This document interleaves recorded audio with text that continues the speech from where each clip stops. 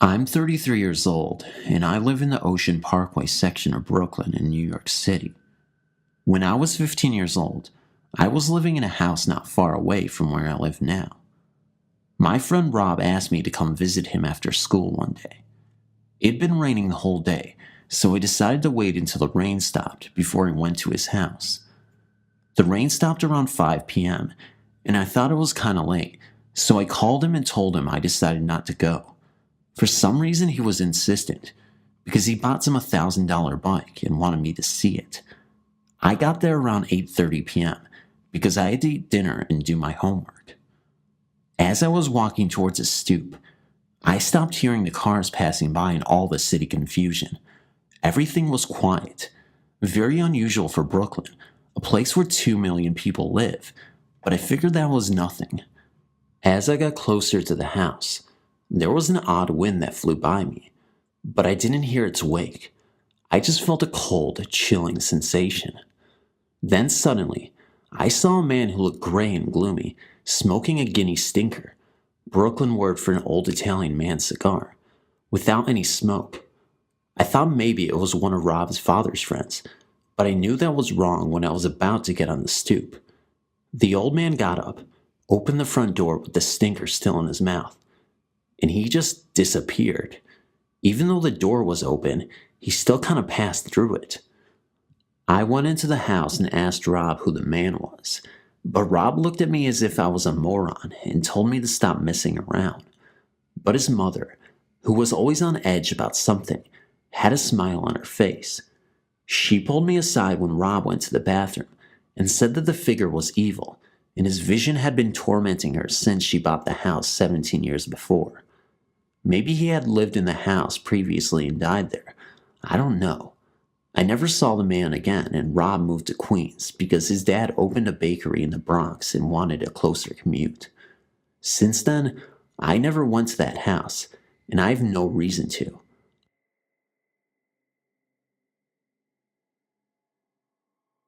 From the first moment we moved into our new duplex in Carroll Gardens, Brooklyn, we all had an eerie feeling that something was weird about the place. It was a dark, damp, and dingy place with an incredibly cold feeling about it. No matter how hard we tried to make the place warmer, it never seemed inviting or comfortable at all. We were never able to get a phone connected, so to add to the sense of foreboding, we were also isolated from the outside of the world. Within 2 weeks of living there, I was raped in my own bedroom. Our next-door neighbor, a 60-something-year-old woman who had lived next door, informed us that our house had never been occupied for more than a year. Every tenant prior to us also had incredible tragedies occur within the first few weeks of moving in, and they soon left. My brother and I both heard children playing one night, and when we went to open our bedroom door, it would not open for nearly an hour. Thumpings on the wall, strange cold spots, and peculiar noises were all commonplace. No one in my family felt comfortable being there alone, nor did any guests who stayed over. It felt as if you were being watched by someone who hated you every moment. My mother, not to mention everyone else, especially hated the basement. There were weird marks and handprints on the walls. One day, she was going downstairs and came screaming back up them, saying that some cold, clammy hand had grabbed her upon reaching the washing machine. Lights went on and off, and the odd occurrences became so serious that we left for fear we would all die in that hellhole. The ceiling toppled in above my brother's bed.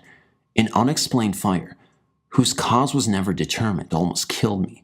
My mom developed cancer, and we all were going crazy from all of these things occurring within a year. Upon moving out, we found out that 2 people had been whacked by the mob during the 60s. A young boy had died in a fire in the 40s, and they had uncovered the bodies of 2 young children buried in the basement walls sometime during the 80s. No one has stayed in that apartment since, and with good reason. Everyone who has lived there befell huge tragedies that followed them until they moved out.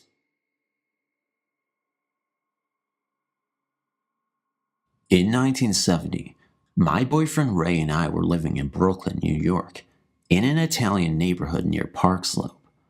We rented a small apartment above a grocery store on Fifth Avenue. There were 2 apartments on the second floor, and we moved into the one facing the street. Just after moving in, I was talking to a shopkeeper who had lived in the neighborhood a long time. She told me that the building we lived in had been owned for many years by a family who ran a printing business. The business was located on the first floor, and the family lived upstairs. When their son grew up and married, they had the upstairs split into 2 small apartments. The son and his wife lived in the front apartment, where we now lived, and the older couple lived in a back apartment. Just a few months before, the older man had died. After his death, the family had sold the business and moved away. To Queens, I think. The neighbor I was talking to said, "Don't worry, he died in the hospital." When I looked puzzled, she explained that I probably didn't have to worry about ghosts. The thought had never crossed my mind before, but it returned quite soon. After getting settled, we went grocery shopping and explored the neighborhood a little. About a week or so after moving in, Ray and I were gone for most of a Saturday. When we returned, some things in the apartment seemed quite strange. There were dark footprints on the living room carpet, where we knew none had been when we left. We had brought dinner home, and Ray wanted to use hot sauce on his, but he couldn't find it. I couldn't find it either, which was puzzling since I remembered putting a new bottle of Red Devil hot sauce in the upper kitchen cabinet when I put the groceries away. Later, we noticed that all the clocks were set at exactly the same time, which was not the correct time. When we left the apartment, they had all been set at approximately the correct time, but each had been a couple of minutes different from the others. The stove was the kind where you could store pots and pans in one side. The next day, I went to get a pan out and found a strange little bottle right in front of the upper shelf. I knew it hadn't been there before because I would have seen it or knocked it down when I cleaned the shelf and put pots and pans on it. When I examined it, I found it was a little plastic container, like the kind you would get prescription pills in. It was very dusty. When I opened it, I found it was full of those red-hot candies we used to get when we were kids. Heart-shaped, I think. Ray and I were both a little freaked out by that. After that, there were a couple of instances in which Ray came out of the bedroom at night and found the phone off the hook. Instead of sitting on the cradle as it should, it had been set directly across the cradle. Finally, I made a little speech to the ghost. I explained to him that we wished him well, but that his family had moved to Queens. There were no further odd occurrences after that. A year or so later, I was watching a show about ghosts. The host said that the ghosts sometimes take things and leave similar things in their place. I immediately thought of the red hot sauce that had disappeared and the red hot candies that had been left in their place. I hope the elderly gentleman found his family or achieved some peace. A whole bunch of weird events have been happening around my school lately. I attend the Learning Clinic, a co-ed boarding school for kids with learning, behavior, or social disorders.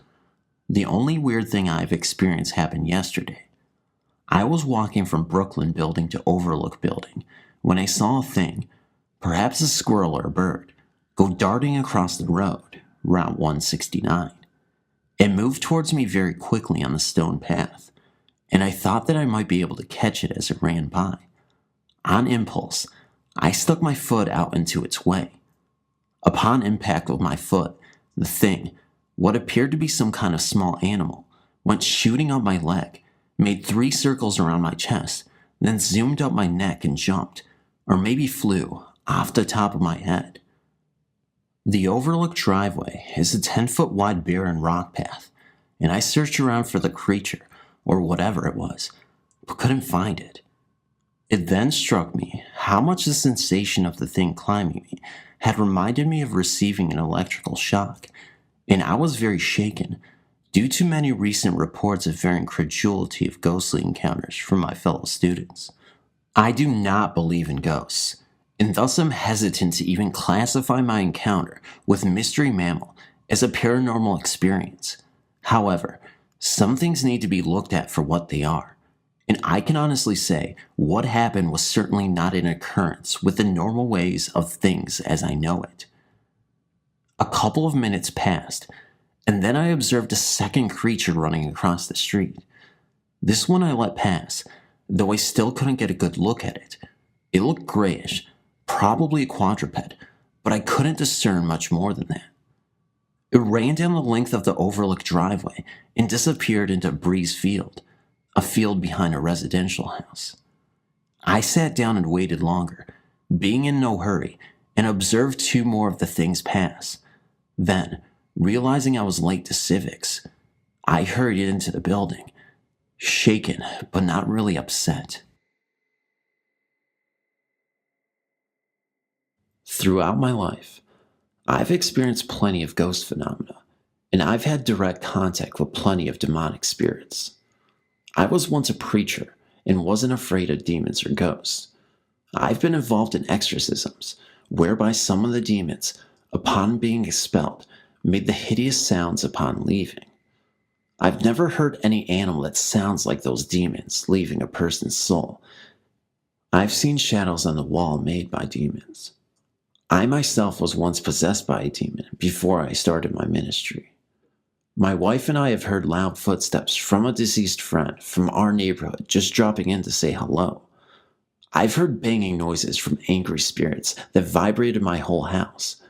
I've encountered so many hauntings, seen plenty of ghosts, and personally dealt with plenty of ghosts and demons.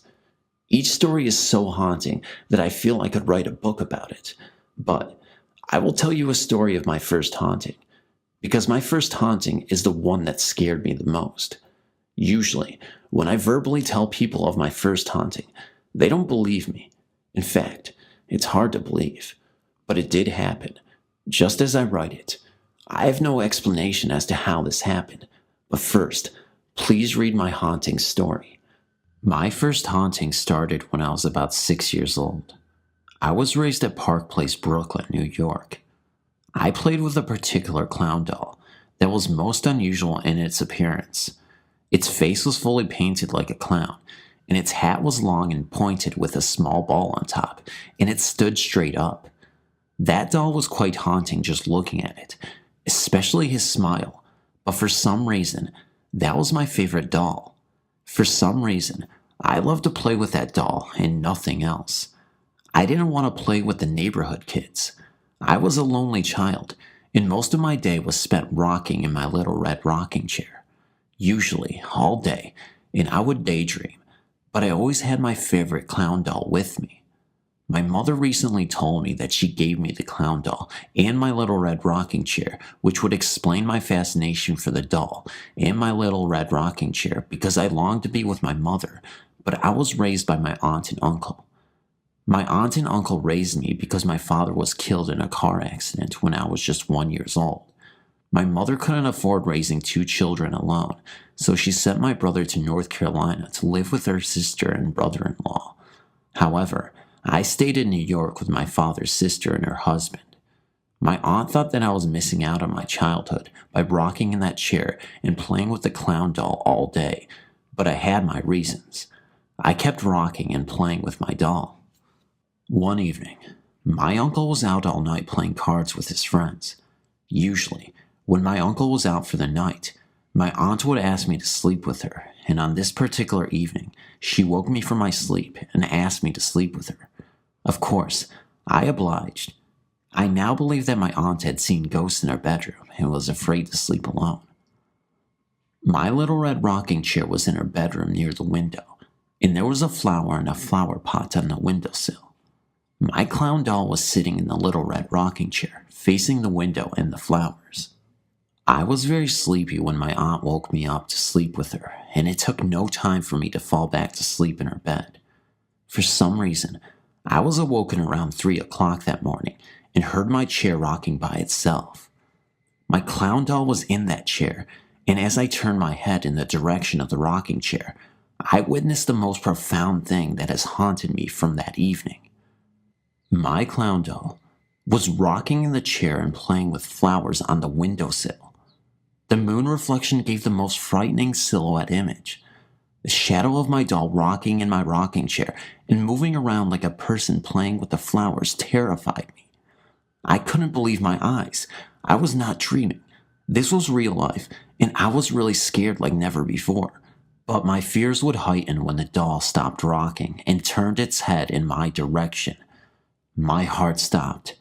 My doll was looking in my direction and proceeded to get out of the rocking chair and walk in my direction. Immediately, I pulled the covers over my head and held close to my aunt with fear that I never thought possible. That night was the longest night of my life. The fear of my clown doll pulling the covers from me froze me with sweat dripping madly from my body. Thank God that my clown doll never touched the covers. What seemed like hours later, I finally fell back to sleep, of course, hugging very close to my aunt. When I woke up in the morning, I found my doll still sitting in my little red rocking chair with the most hideous smile on its face.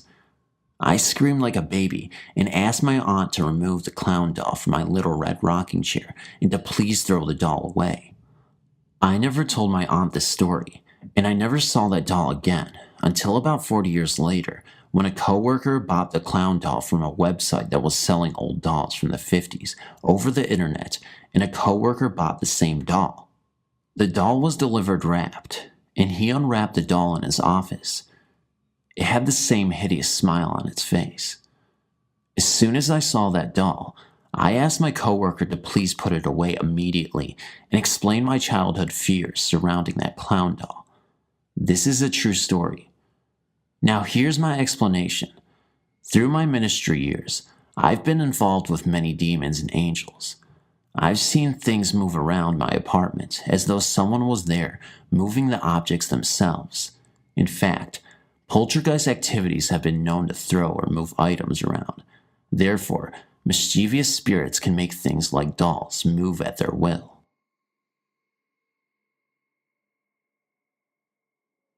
I have 2 incidents to tell you about. I was 9 months pregnant with my first daughter, and on the day of her birth, I experienced something that was strange. It was about 3:30 in the morning on March 22nd, 1993. I suddenly awoke with a weird feeling. I sat up from the bed and sat there a little dazed. I looked towards my closet, which did not have a door. As I looked towards the closet, I saw a black shadow, a big black mass hovering in the closet. It appeared to have wings. I stared at the closet for a while without moving. I must have dozed off, but was awoken again by some kind of feeling I had. I started having sharp pains, so I was rushed to the hospital and my daughter was born. There was a nurse there, and I tried to tell her what had happened to me, and she said something odd. She told me, "I know, dear, you must protect yourself." I asked to see that nurse to talk to her, but it seemed no nurse of that description worked on the maternity floor. I was staying at my mother's house with my daughter, and that night everyone went to bed about 11 p.m.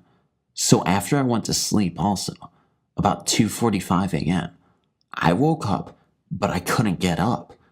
I was paralyzed. The only thing I could move was my eyes.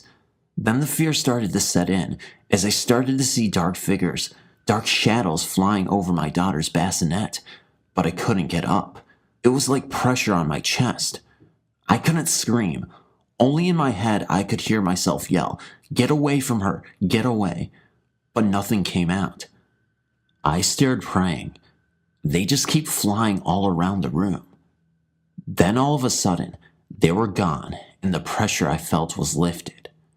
I sprinted up so fast I tripped over myself. I grabbed my baby, turned on the lights, and stood up for the rest of the night. Since then, I've experienced little things through the course of my life. Thanks for reading. I've posted here before a few years back. Since then, paranormal episodes in my life have not completely stopped, but I have not kept a journal or written about it. Today, I want to talk about what has been happening for the last 4 years, but first, a brief story of my neighborhood. I now live in Woodland Heights, the Bronx Woodland, a population of about 7,000. It's an Irish middle-class neighborhood at the very north end of the borough of the Bronx in New York City. The place is very old, interesting, and rich in history. There are some old beautiful places here, parks, churches, and the Woodland Cemetery, which just turned 150 years old this past weekend. On August 1778, this land witnessed the massacre of the Mohican warriors, who were fighting on the side of patriots against the British. They died courageously at the hands of Colonial James Grave and his Queen Rangers. To keep this story short, the neighborhood where I have resided for the last 4 years was built directly on top of Indian battlefield and burial grounds. I first moved here a few months before my first daughter was born. Ever since, things have happened at home that defy what most believe to be logical. My place is less than half a block away from the cemetery. Ever since my family and I moved here, we always felt a presence, never threatening, but a presence. My wife feels less comfortable with it than I do. It feels like a male presence, but I'm not sure if he has acknowledged us. It feels as if he is just doing his own thing most of the time. The first time my wife and I sensed it, or him, was in the bathroom. One of us would be in there alone, and we would surely think that the other one was on the other side of the shower curtain. Then, when the curtain was pulled, there was nobody there, and she would have asked me if I was in the bathroom when she was there. Surely, I was not. The next episode consisted of the toys of my child were turning on at nighttime by themselves and appearing at different places that I had placed them before. I know the toys were off before I went to bed. Other episodes involved my wife and I were sitting in the living room, watching TV, and we could feel sudden movement behind us. Yesterday, something dropped on the kitchen that was well placed and could not have just dropped. Sometimes I can feel him or see some blurry shadow from my peripheral view, and I let him know that I've just acknowledged him. When my wife does feel him, she asks me, "Did you just feel that or see that?" My child has felt him too. I remember a specific episode where she walked from the living room to her room by herself, said something to someone, and then came out of there running and scared. Yesterday, she and I were playing in the living room when all of a sudden she looks towards the room and stares. I did not say anything and just looked at her. Then she looked at me and asked, "Who is that in the room?" I told my wife this, and she told me that this happened to her in the past too, when the two of them were at home. In addition, the other night, I woke up in the middle of the night to go to the bathroom when I saw a figure in the doorway. I stopped on my tracks. I noticed he was not looking straight at me, but when he did, he disappeared. That is all I got for today, even though those are not the only occurrences, and I'm sure my wife does not tell me everything. I will try to keep a journal and give some more updates. Thank you. Any comments are welcome, and if you ever are in the New York City area, come by my neighborhood and explore its city.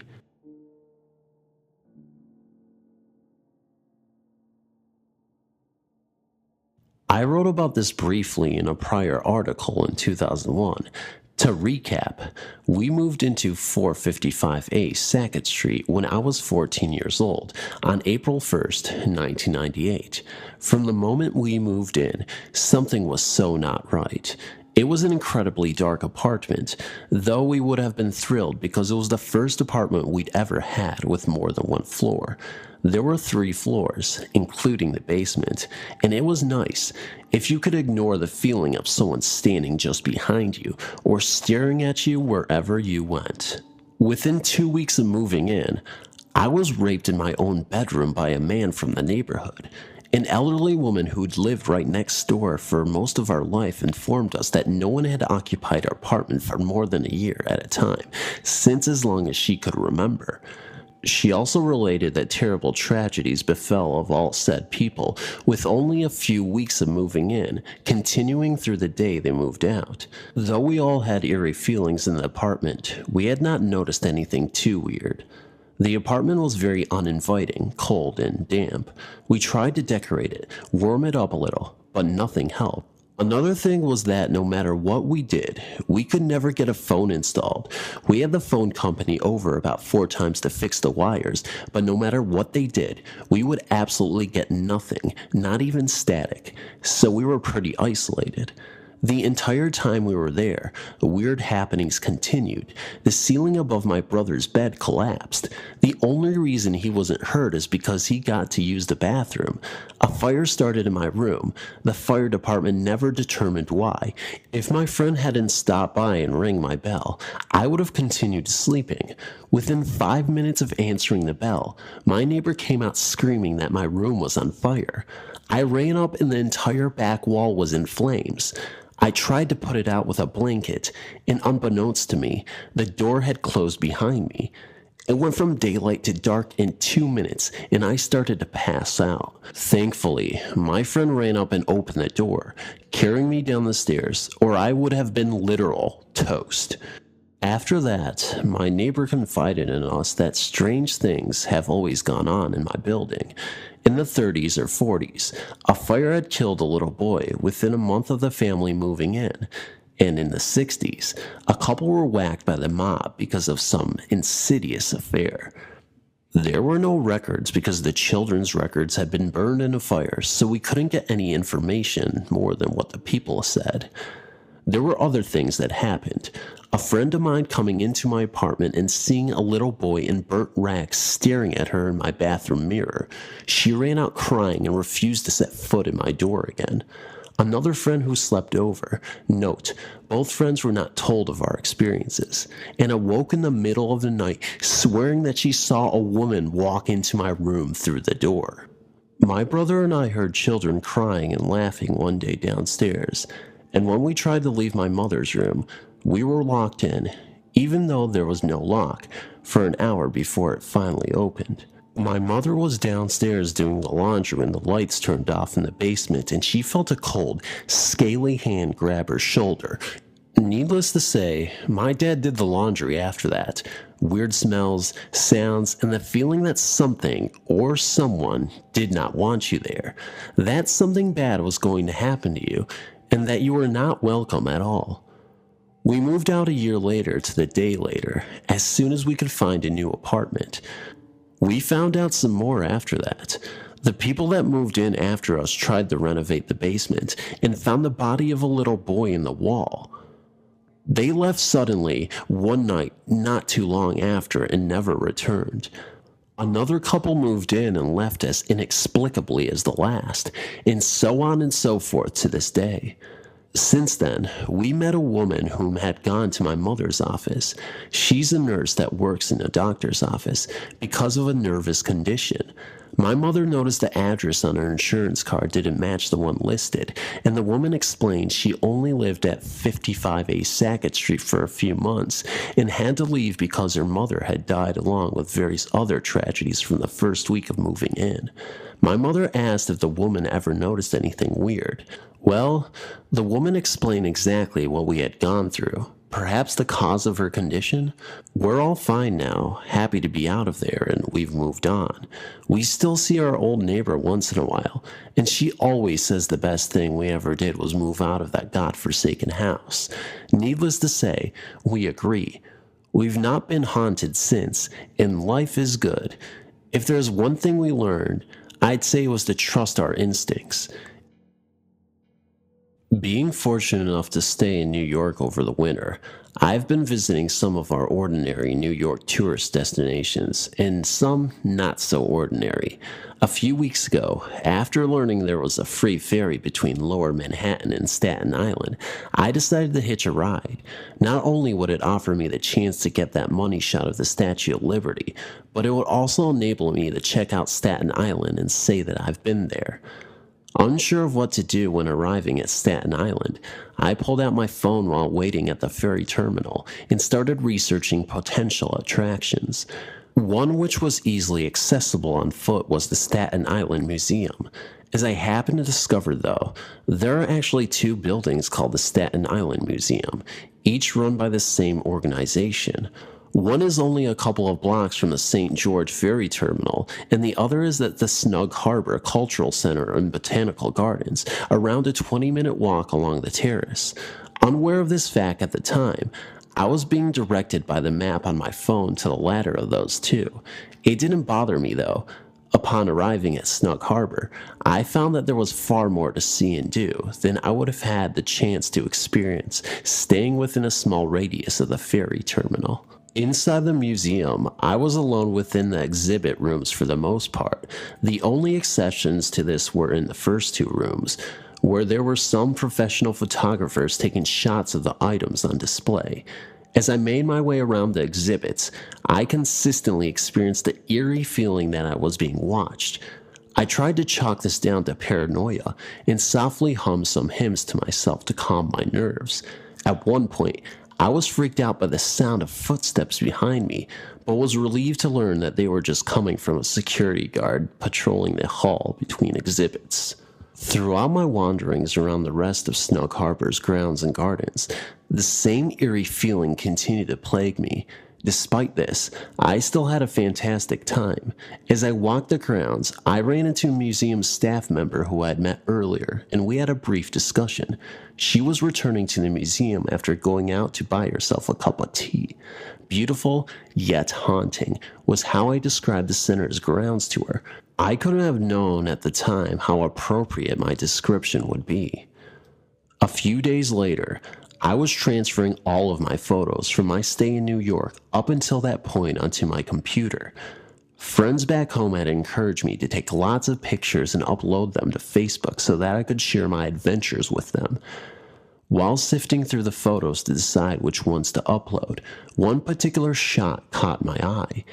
It was a photo in which I had taken at the entrance to the Snug Harbor Cultural Center upon first arriving at the site.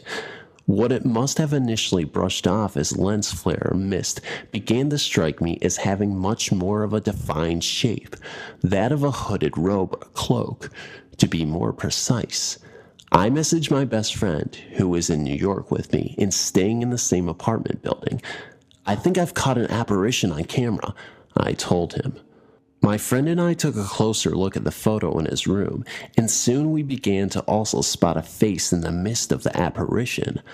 I've uploaded the original photo, taken with an iPhone camera. The face is positioned from the first pillar on the left of the building to the second pillar. It may be difficult to spot at first. I've some friends who have seen it who have spotted the figure and face instantly, some who have had to take a look at the photo for a while before seeing it, and some who cannot see it at all and conclude it to be paranoia. Further research on the Snug Harbor site since spotting the figure in my photo has revealed to me that the location is famously haunted by a number of spirits, which was a nice find for me, as it backed up what I had experienced there. I had a dream the night before about driving around Vermont, a small town a few miles from where I live. I was in a car with my sister and suddenly got an agonizing pain in my head that was clouding my vision. A few seconds later, a very angry young girl was in the seat between us. She was partially burnt and could only be described as glaring at me. I felt like she was trying to tell me something, but I was in so much pain, I couldn't understand her. I woke up the next morning and kind of brushed it off. I've had dreams like this before. I ended up hearing later that day a 15-year-old girl was murdered in Vermont near an infamously haunted cemetery. She suffered a fatal blow to the head, then was set on fire, but she was only partially burned. Since then, I've had this dream 2 more times. I don't know if she was trying to reach out to me or what. I've had encounters in the past, but none quite this strong. I'm not really sure what to do.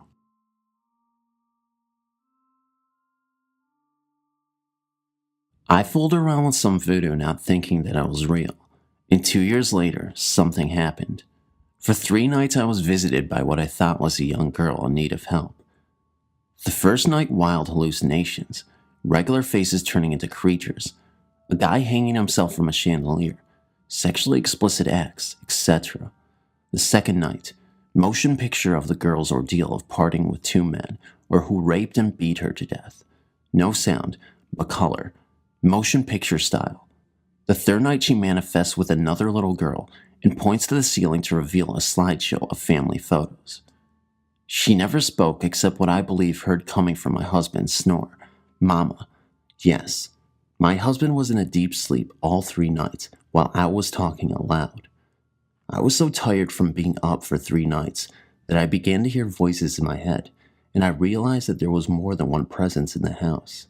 We set up a video camera and went to the hotel. I was completely freaked out when I realized that in my dreams, the presence was still with me. Still, there was no sound, but each one introduced themselves. When the one girl told me I hate you, they allowed me to sleep maybe 3 hours that evening, with frequent interruptions of singing through the air vents at the motel. Go back to sleep, sleep, go back to sleep. They said they knew about the video camera and that I was going to get the investigators. When I returned home, I had my husband sleep on one side and my son on the other. Since I had been up for 4 days now with only 3 hours sleep, I was catching a cold and was having coughing fits. I was mocked. It was 12 a.m. and I told my son to drive me to my grandmother's house and that I didn't know why, but I knew that if I stayed, something bad was going to happen to me. My husband said that just 20 minutes after we left, we had to get up to go see about a loud crash we heard in the kitchen. He said it turned out to be nothing, and he slept that night. During the 40-minute drive to my grandmother's house, I felt like something was in the back seat, and the whole way, I kept saying the Lord's Prayer. After the first 15 minutes, the feeling was gone. My grandmother is a Southern Baptist. Nothing bothered me there, but I was a mess, and my whole family rallied to get me help. I went to 3 doctors who all found nothing physically wrong with me. I ended up with sleeping pills. After a week, my grandmother said that I needed to go home. A Catholic priest blessed our house, but I was still afraid and always felt a presence. My father and his wife visited a week after that and stayed in our room. She is Catholic, and she also heard a person walk down the hallway and stand at the bedroom door several times that evening, but she said her rosary and it stopped. Around 1 a.m. that same evening downstairs where my husband, my son, and I slept, my son and I both had dreams. In my son's dream, a dark shadow was walking down our stairs, carrying a wine bottle. In my dream, someone unearthed the voodoo doll that I buried 2 years ago by the pond I have in my backyard. That day, my father and his wife were putting a puzzle together in our living room, so I decided to go on the computer to check email. I began to answer someone on the message board at some paranormal site, and there was a loud thump on the wall behind the computer, and then it forced. I was resting my leg up on the table, and it was as if something was pushing the whole table against my leg. I checked with everyone in the house, and everyone thought somebody dropped something heavy or something. I went out to the deck later to smoke, and my dog was sniffing the chair directly across from me, and then cowered away. That was the week of April 8th. Since then, I pray, and I pray. I keep a white candle burning the whole time I am at home, and I have crosses in every room. I don't stay home unless she is here. I don't work, so I just drive around. Basically, I have no life, and our house is now up for sale. I've done everything the paranormal website said. Brooms, hazelnuts, dirt to cemetery, everything. Things are getting better, but I know it is still there. There are still rapings here and there. My computer acts up. The dog acts funny. And just last night, I had more sex dreams. What am I dealing with? How do I undo what I have done? Do they want me, or have I just opened up a portal here at the house? Will moving help? Please help me. My husband and son do not get it, and this subject sometimes causes arguments. My husband, who supposedly loves me, sometimes gets cruel with me by teasing me about the boogeyman. This hurts me because he just does not get it. I guess nobody does, but that dark side is frightening. I don't want any part of it, and I never want to go there. I just want my life back. My mother says I need to do whatever is best for me, even if it means leaving my family and moving out on my own. That seems to be my only alternative now. I'm in touch with my Irish heritage, and I recently found out just how in touch I really was. I started having these dreams every night for a week straight about a banshee. I thought someone in my family was going to die. I was very worried. I called around desperately trying to find out who was very sick, but I couldn't find anyone in my family who appeared to be sick or very old. I told my husband and my mother about my dreams, who know that I have premonitions in my dreams anyway, but never dreams about death. 2 nights before my dreams ended, my neighbor, who is Irish as well, came to my home and told me her husband is in the hospital. He had a heart attack that day. She was getting some clothes and stopped by so we could pray for him. That's when the dreams and the reality started to clash together. I didn't want to let her know what I already knew, so I hugged her and told her I would pray for him. The night my dreams stopped, my neighbor's husband passed away. I've had more dreams about death since. I wasn't surprised when I heard of instances of huge tragedies in the past on the news, because I predicted those as well. But I don't think there's anything I can do if I tried to even prevent it. Is that even possible? I'm dumbstruck on how to work on my sixth sense, and I won't be able to do something to help rather than just know. My father passed away on September 23rd, 1998. I was not particularly close to him as he tended to push everyone away. I loved him dearly though. He was dying slowly of emphysema, and my siblings and I had been called to the hospital several times to say goodbye to him, only to find that he was fine the next day. So when my brother called me one morning to say he passed away, it was a shock. I had asked Dad for a favor one day, kind of in jest, but partly seriously too. I asked him to let me know somehow if he could, if he was still around after he died. He promised he would. 2 things happened after he died. The evening of his funeral, my family and I saw the most beautiful exhibition of the Northern Lights ever seen in Wisconsin.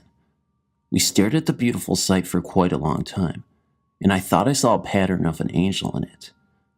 I didn't say anything because I thought I was the only one who saw this, but then one of the neighbors spoke up that she saw the angel pattern too.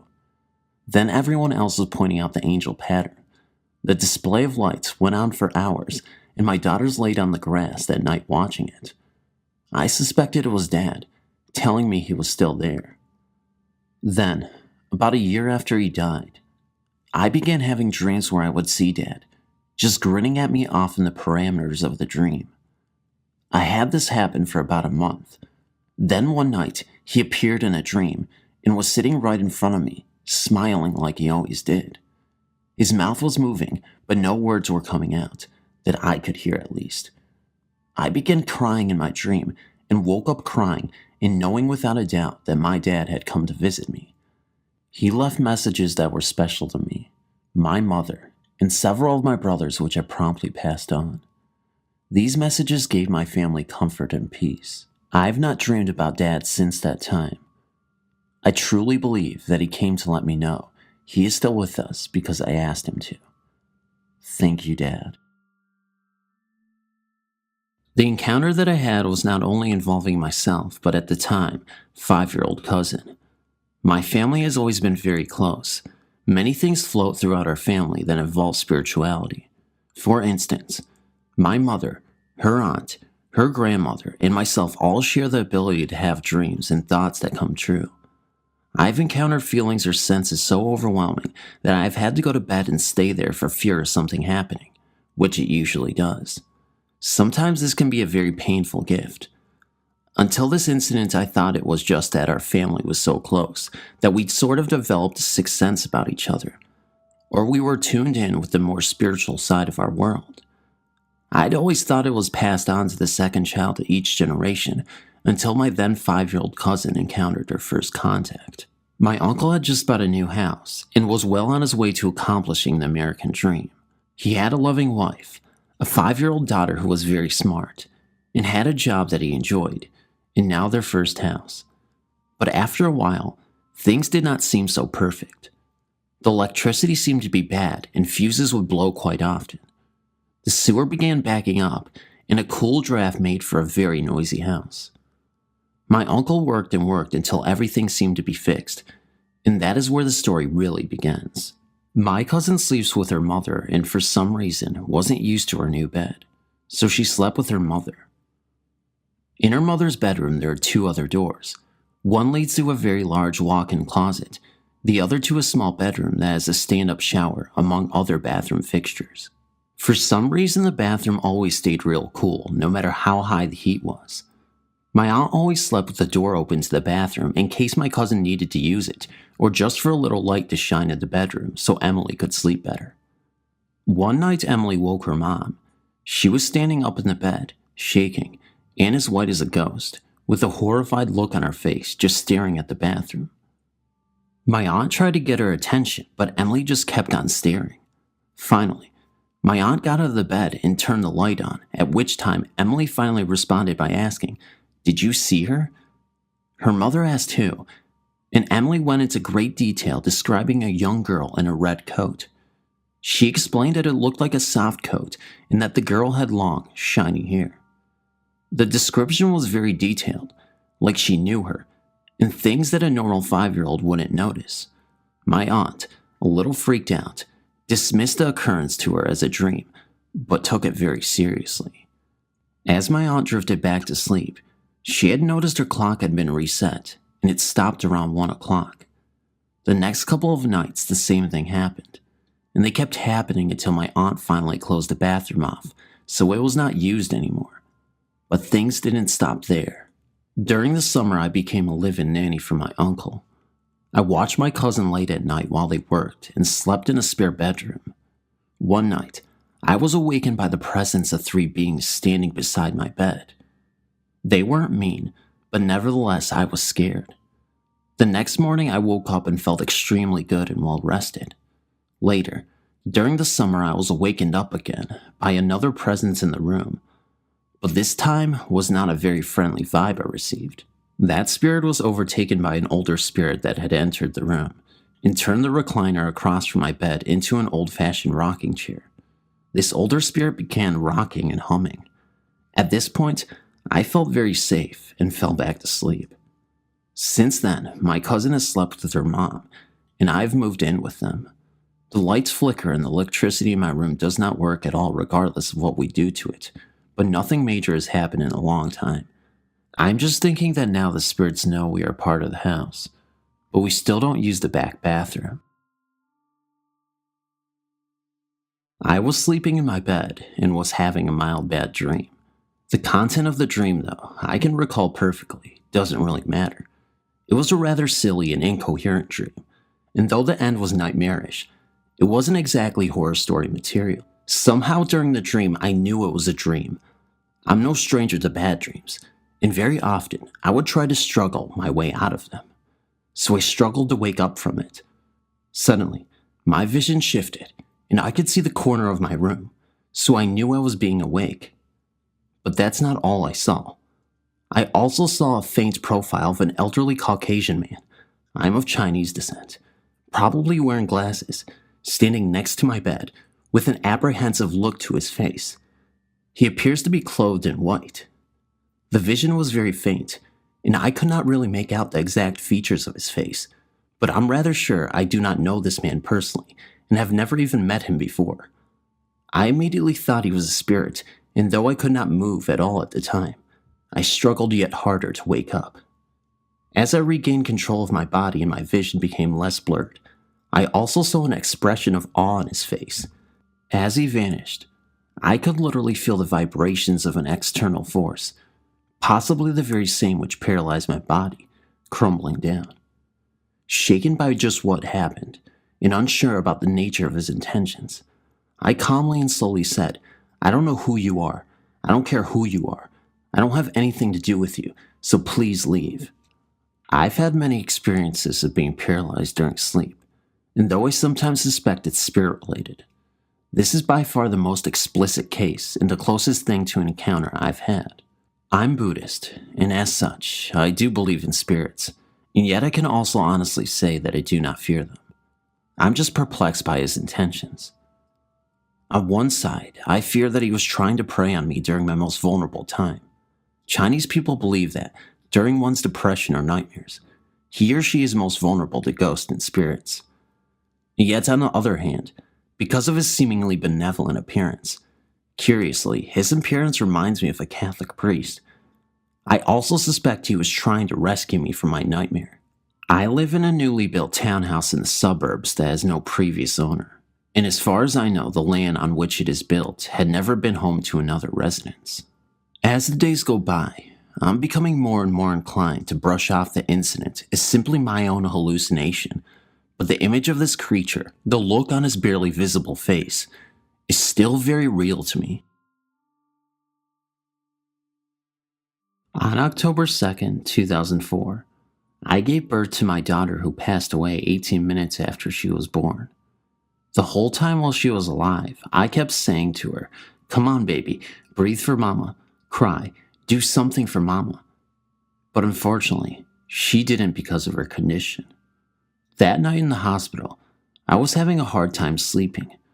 When I finally dozed off, I saw an image in my dreams of my grandfather who had passed when I was 6, both of my great-grandmothers who had passed a few years back, and both my great-grandfathers who passed away before I was born. All I had seen of them were pictures. They were holding Peyton, my daughter, smiling and waving, letting me know she was in good hands. That's not even the weird part. When I finally got back home in Wyoming, I was in my apartment in my bed sleeping. My boyfriend at the time and I got a 2-bedroom apartment and fixed her room up just for her. That night I was sleeping and awoke to my baby crying in the other room. I ran to her room and had forgotten that she had passed away. I broke down crying and held onto her teddy bear that I had bought for her. As I was crying, I felt the tiniest little lips kiss my cheek. It was so cold. I knew that it was her telling me that if she could, she would have cried for me at the hospital. Every once in a while, I'll have dreams of her, letting me know that she is still okay. I've heard a lot of ghost spirit encounters by my friends, but I was not completely convinced. But then I had my encounter. It happened to me in my room as I was sleeping. Around 2 to 3 a.m., I suddenly felt my arms go numb, and I felt like something was pulling from the top of me. I was lying on my back. I opened my eyes and saw a figure with long hair and white clothing, but without a face. Within a second, the figure disappeared in front of my eyes. I was shocked for a few minutes. At first it felt like I was dreaming, but it was so real. I couldn't sleep after that, and I started to say the Lord's Prayer for about 15 minutes, and I finally dozed off. I never told anyone about this experience except one of my friends. This friend of mine has the ability to see spirits, and he communicates with them all of the time.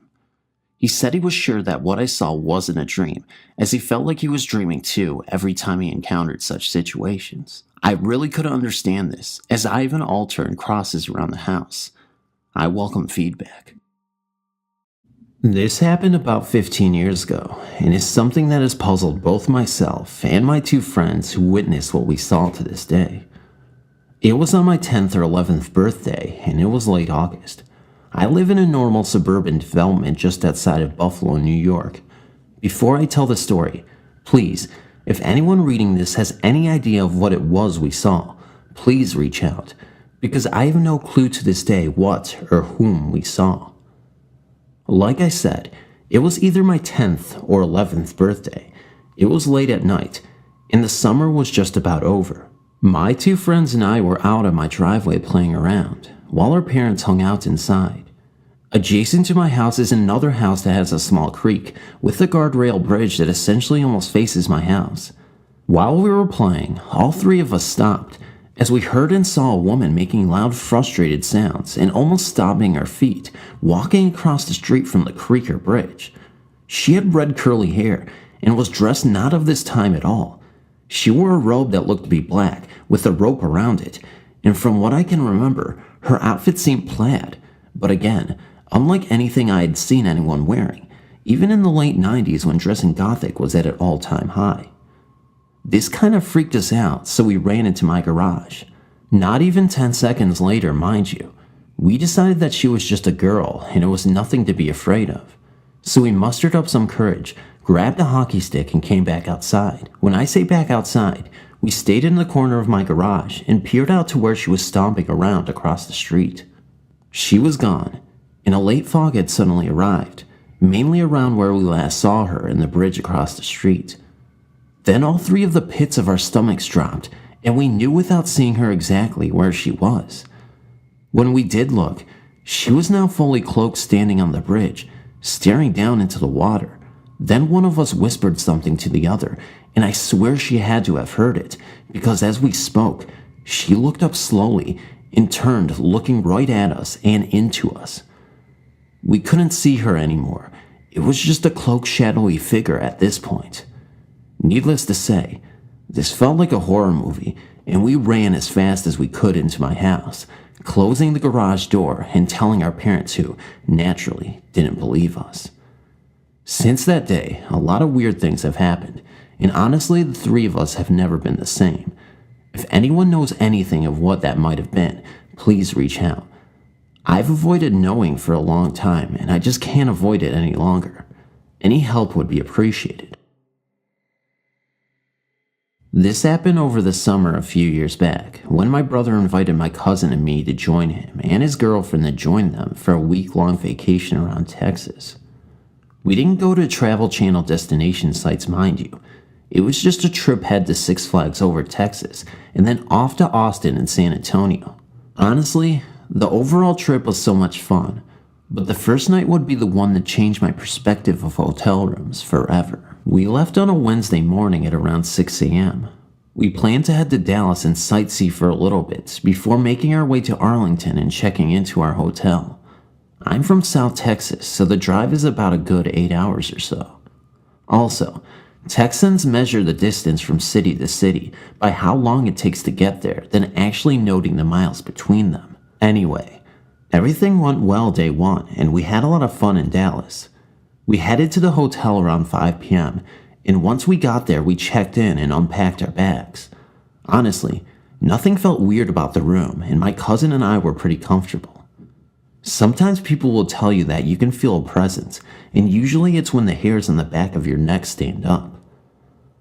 After we unpacked, we hung out in our room for about an hour before heading back down to the lobby to grab dinner.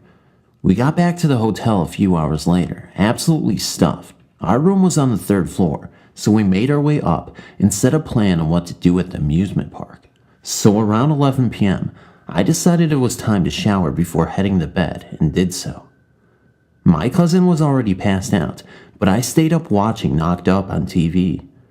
After my shower, I jumped in bed, fairly content with the progression of the day and looking forward to the following morning. Except, something else had other plans in mind. As I lay in bed, my body was closer to the window in the room and my head on one half of the pillow. My eyes were closed and I was trying to lose myself in thought so I could fall asleep.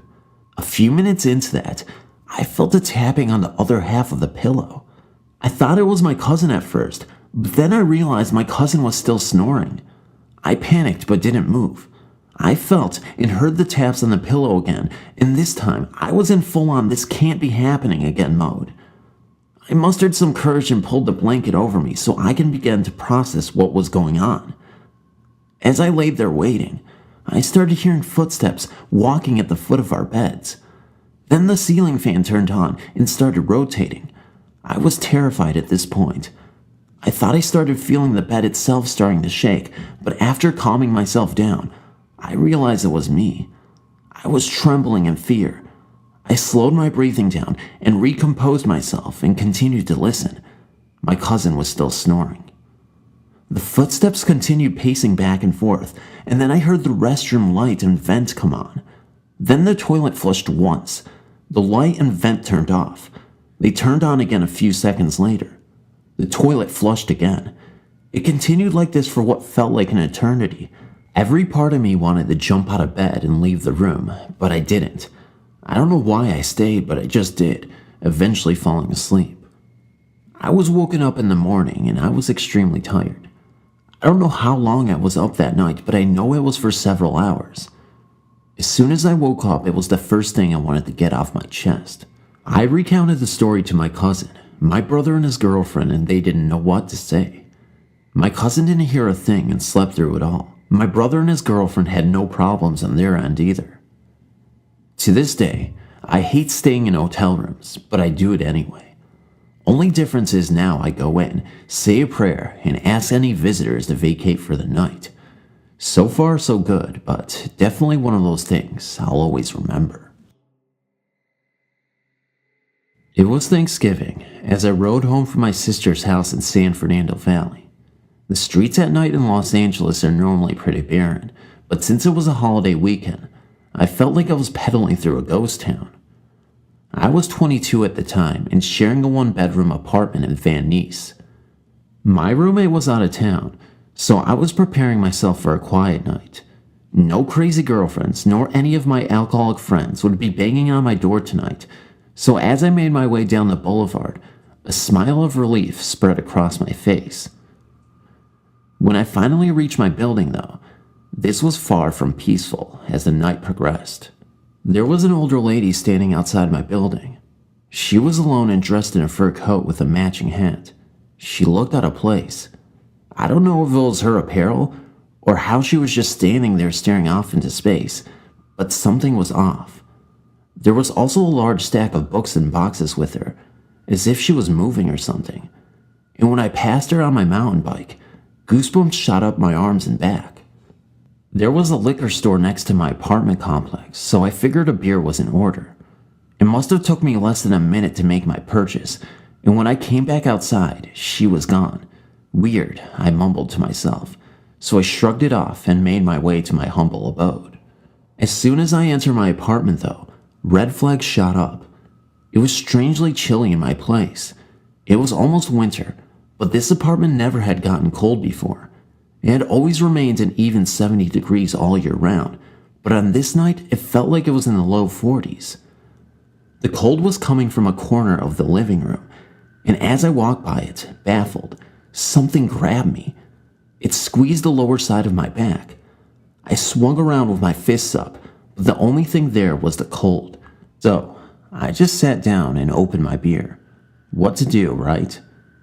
A few minutes had passed and the cold remained. It felt like I was having a stare down with something I couldn't see. So out of nowhere, I blurted out, "Get out of my house!"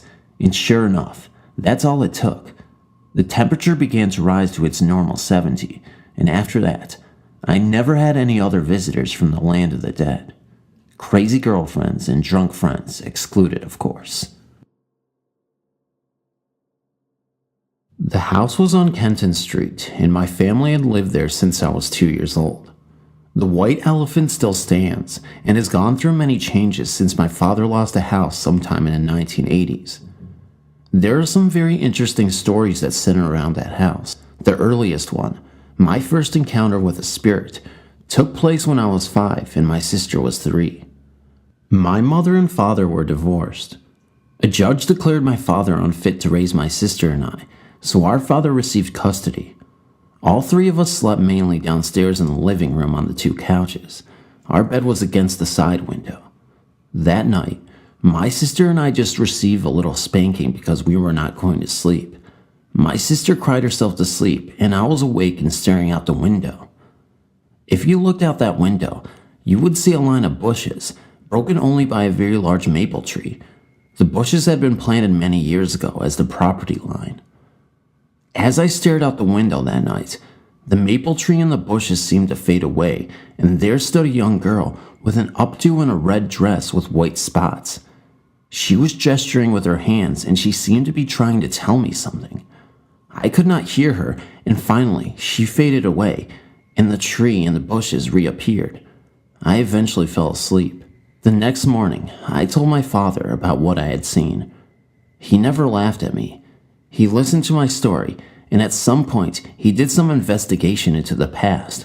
He even told me what he had found out. The following was told to me by him, and the 2 of us were in our right minds. Though it may sound like an urban legend, it's not. My father had bought the house from a Springfield police officer, whose last name I believe was Miller. Officer Miller had purchased the house from a German couple. The German couple had no longer wanted to live in the house because of the death of their only child, a daughter. My father had stated that the girl had been out late at night with her boyfriend. that the vehicle they were in broke down on the railroad tracks and a train had made impact. She was wearing a white dress that had been covered with her blood. Even after all these years, I never checked that story in the microfilm of the Springfield News and Sun at the Warder Public Library, but for many years after that visit in 1966, I'd seen and heard many things in that house. I think the German lass had made her presence known with laughter from upstairs, whistling, humming, singing, and whispering. The first time I even realized that the old auditorium of our school was haunted was during a fall play near the beginning of November. Before I can account to you the details of these encounters, I must explain a few things. I can see auras. An aura is kind of a light that forms around anything living, once living, or in contact with something living.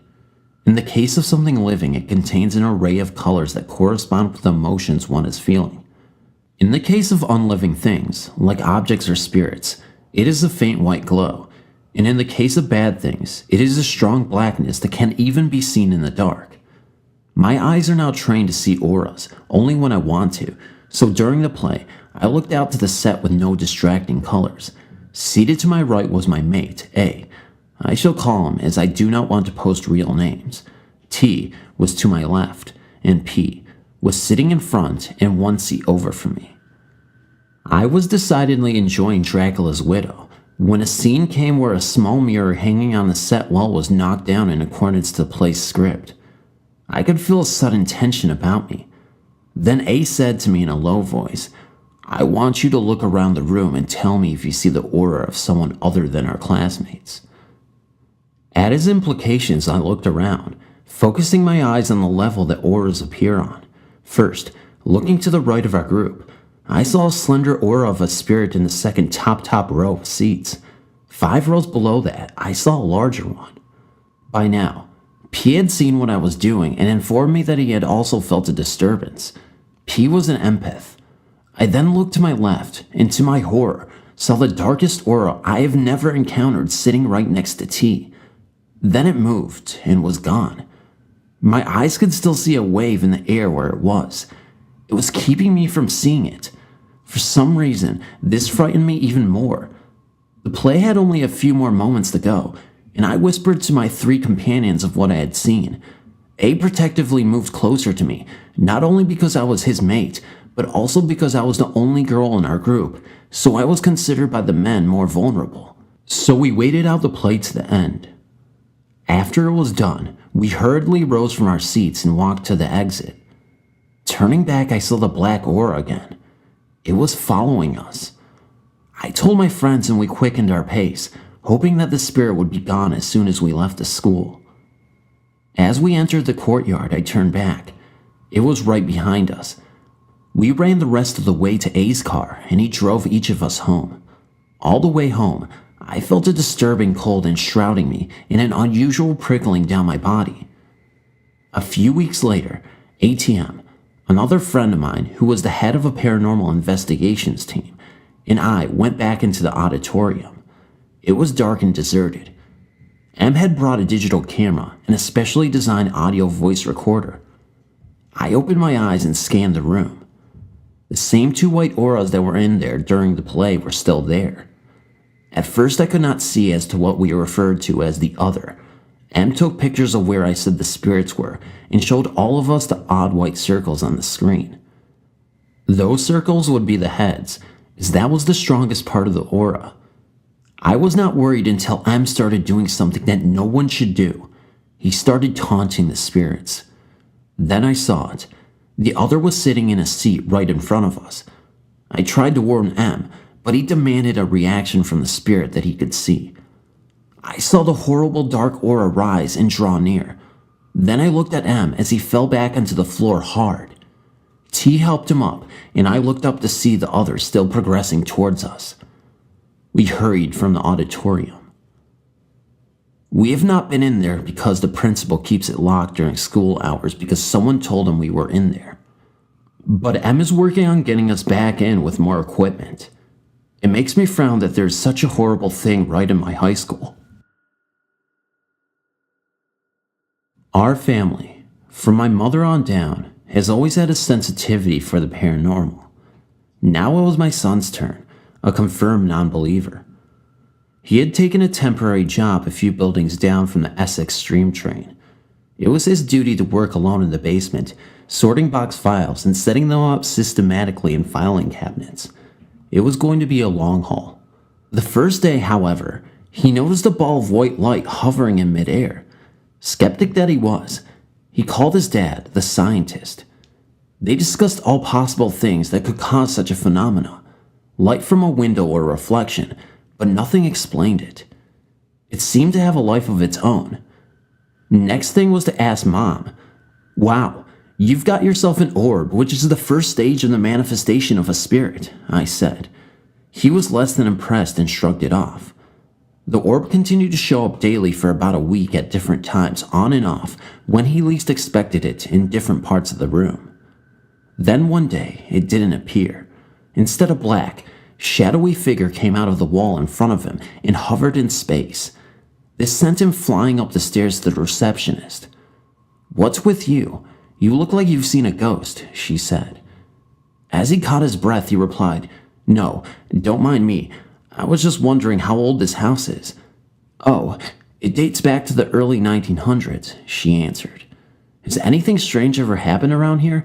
He pressed on. "Why? Did you see or hear anything strange in the basement?" she inquired. "Maybe," he nervously replied. She went on to tell how, according to historical records in town, back when the house was new, a couple owned the home. Somehow or another, the man ended up either falling or being pushed down the stairs, resulting in his death. It's been reputed as being haunted ever since. We constantly have doors mysteriously opening and closing, things being moved, and our office's machines turn on and off on their own. And as far as the basement is concerned, no one likes it down there. We've had so much trouble keeping temps. I hope we're not going to lose you too, she told him. No, he replied. I don't believe in that stuff. He then went back downstairs, still a little bit unnerved by the whole experience. He called me to keep his mind off of his new friend. I said, way cool, a shadowy apparition. You've got yourself a ghost. He was less than thrilled. This thing kept coming back and was making him very nervous. I told him, as long as you plan to stay with the job, you might as well get used to it and remember ghosts used to be people. Talk to him. He might not be able to talk back, but I'm sure he'll appreciate the company. Soon Bryant stopped complaining about it. I wasn't sure if the ghost was gone or if he had grown accustomed to him. By chance, I landed a temp position across the street. I walked over to meet him and they directed me downstairs. The office was extremely hot that day, but you could feel the temperature drop as soon as you hit the stairs. When I got to the bottom, Brian took one look at me and blew his top. What are you doing down here? I'm here to go to lunch with you.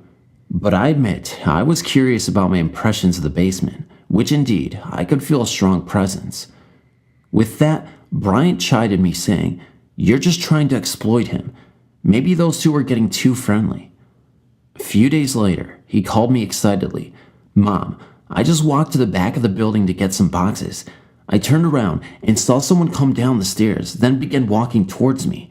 It was an older man. I didn't recognize him. He was dressed sort of strange. He then stopped, turned, and disappeared into the wall. When I heard this, I admit I was outright jealous. Wow, a full-body apparition. Now that's rare. Your ghost must really like you. When he told his father about it, it made a believer even out of him. So it looks like my mother's and my genes for sensitivity for the paranormal have been passed down to yet another generation. Atheist and believer in ghosts. I just don't get it. It's my turn to tell you my story. I grew up in a small town in northeastern Arizona. When I was 8, my mom, older sister, and I moved into an old adobe house in one of the older neighborhoods. From what we were told, the house was over 100 years old. It was a large 3-bedroom house with large rooms and long, narrow hallways. I hated it.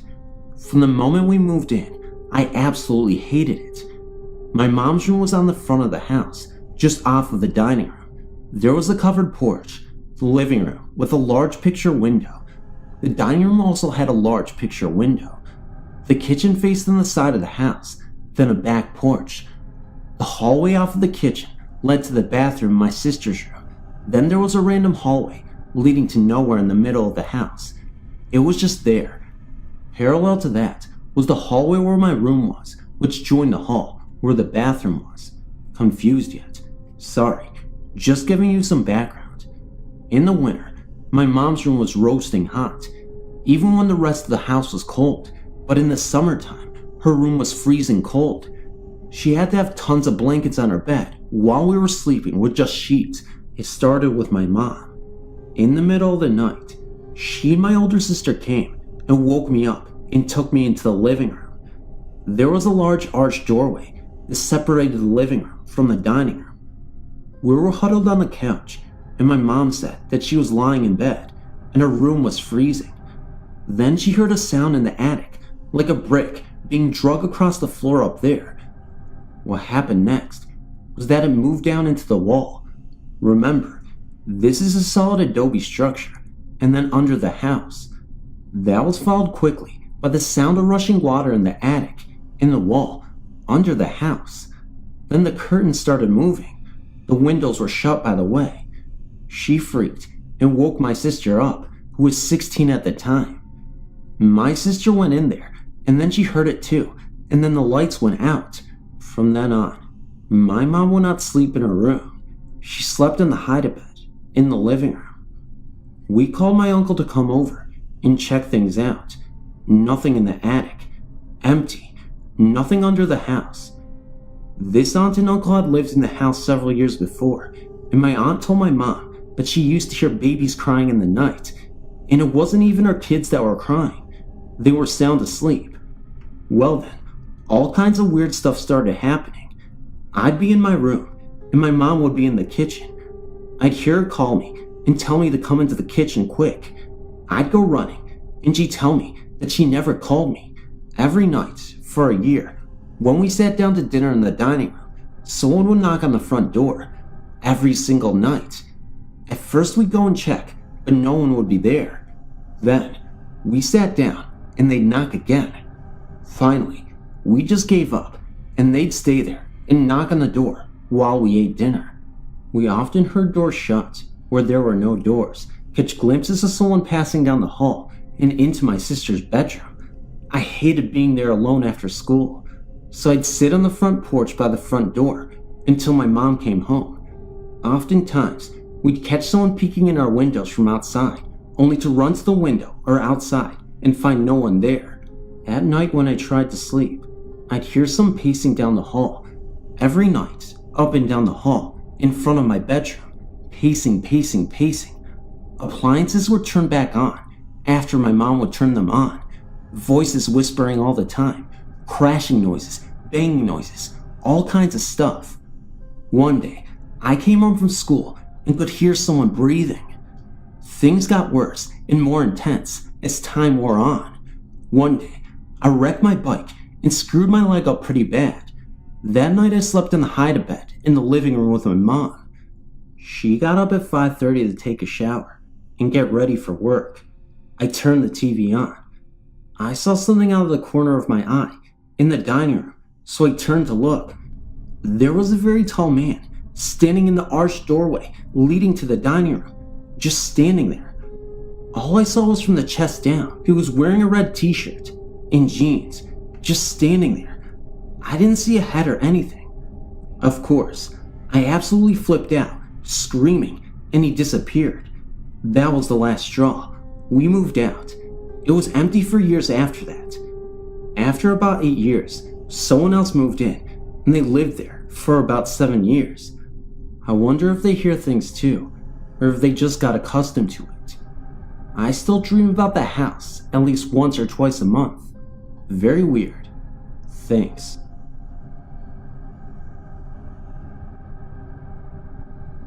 My name is Lisa Wilson, and I'm 15 years old, and live in a house that is only 14 years old. I've always believed in ghosts. There have been times when I might have seen one, lots of times, but I can't be sure. These are two of those times.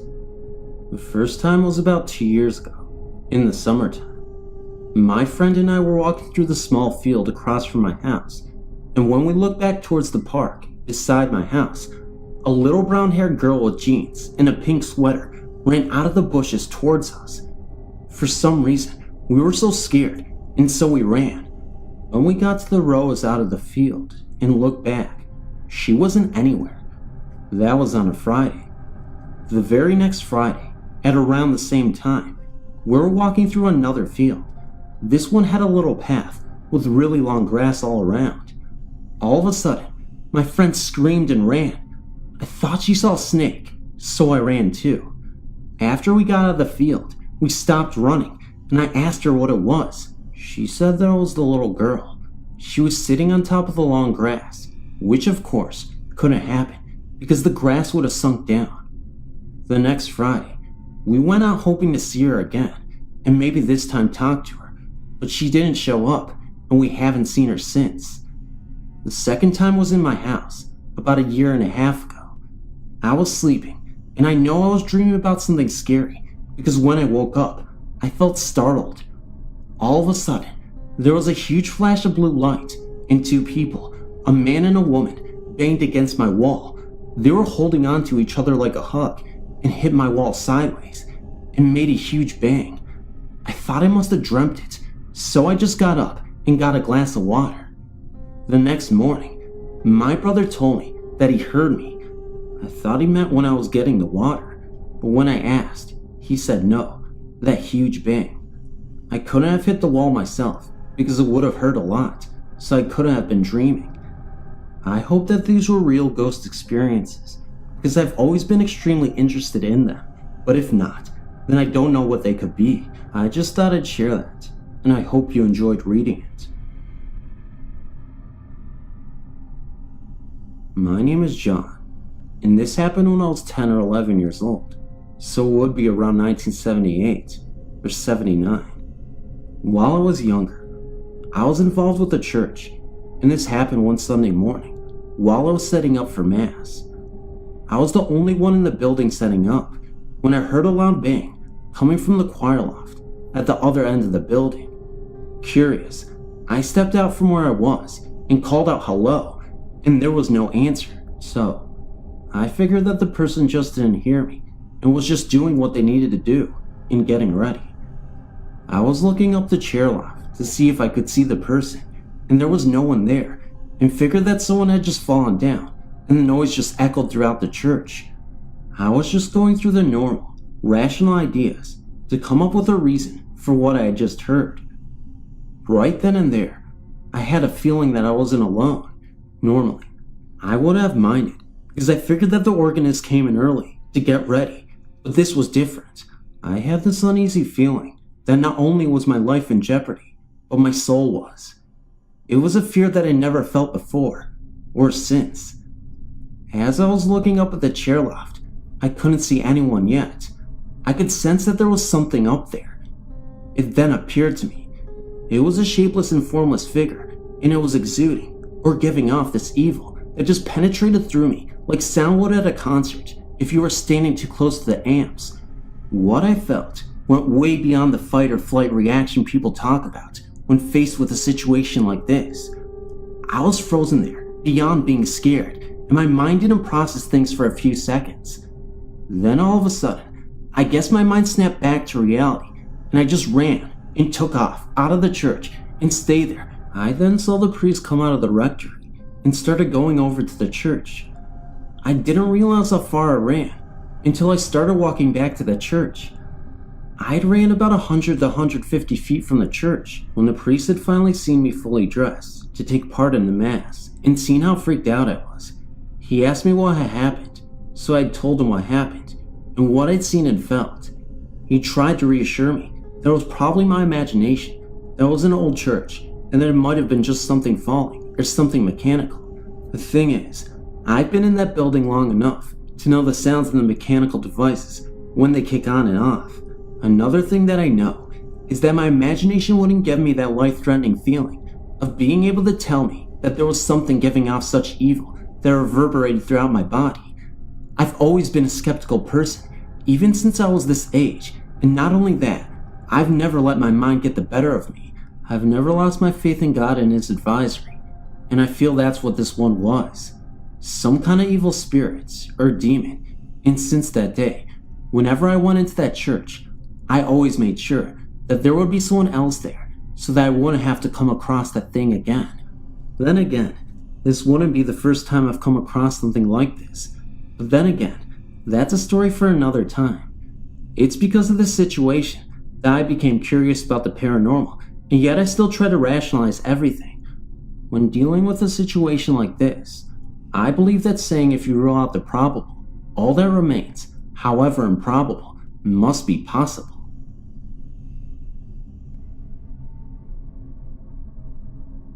I still feel funny talking about this because the only people that seem to believe me are the children around here.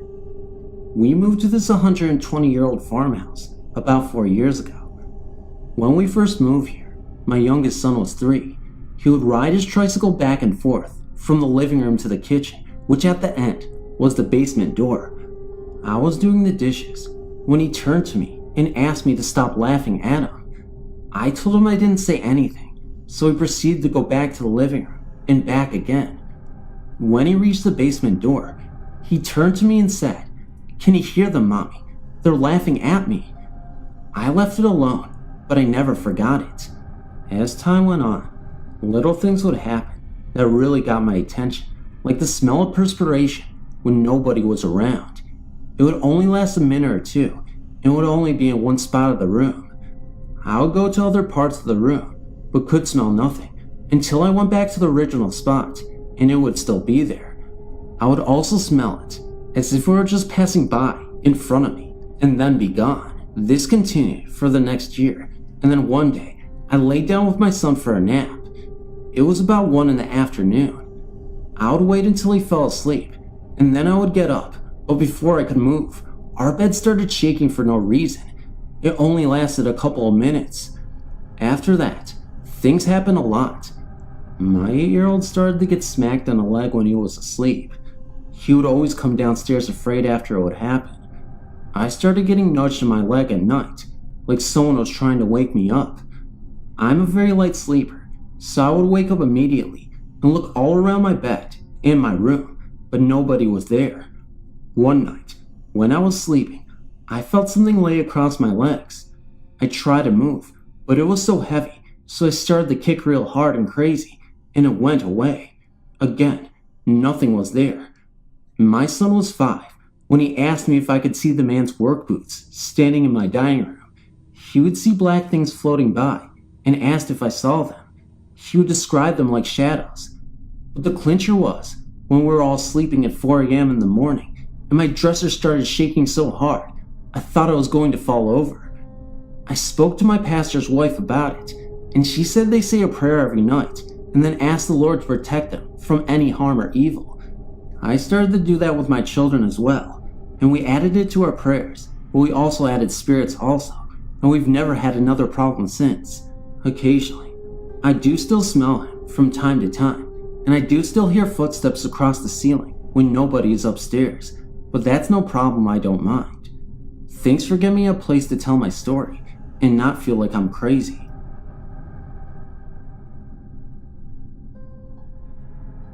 My friend's sister-in-law has had a lot of weird experiences in her house, and so have other people who have been there.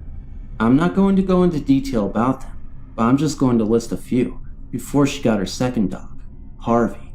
The first one she had always used to run into the computer room in the middle of the night and just stand there barking. And when she got her other dog, Max, he also did the same, but instead, it was in the kitchen. My friend's mom was helping clean up one day when he heard someone scream in her ear. When she went downstairs, her nephew was the only one there, and he hadn't heard anything. Also, my friend's sister-in-law saw the shadow of the man out of the corner of her eye, and sometimes the kettle turns itself on and off. One time, I slept there for 2 nights, and I never noticed anything. I was even walking around the house in the pitch black dark to find the dog, and I still never noticed anything. Recently, She put the house up for sale because of everything that went on. My friend and her sister-in-law were going into town that morning.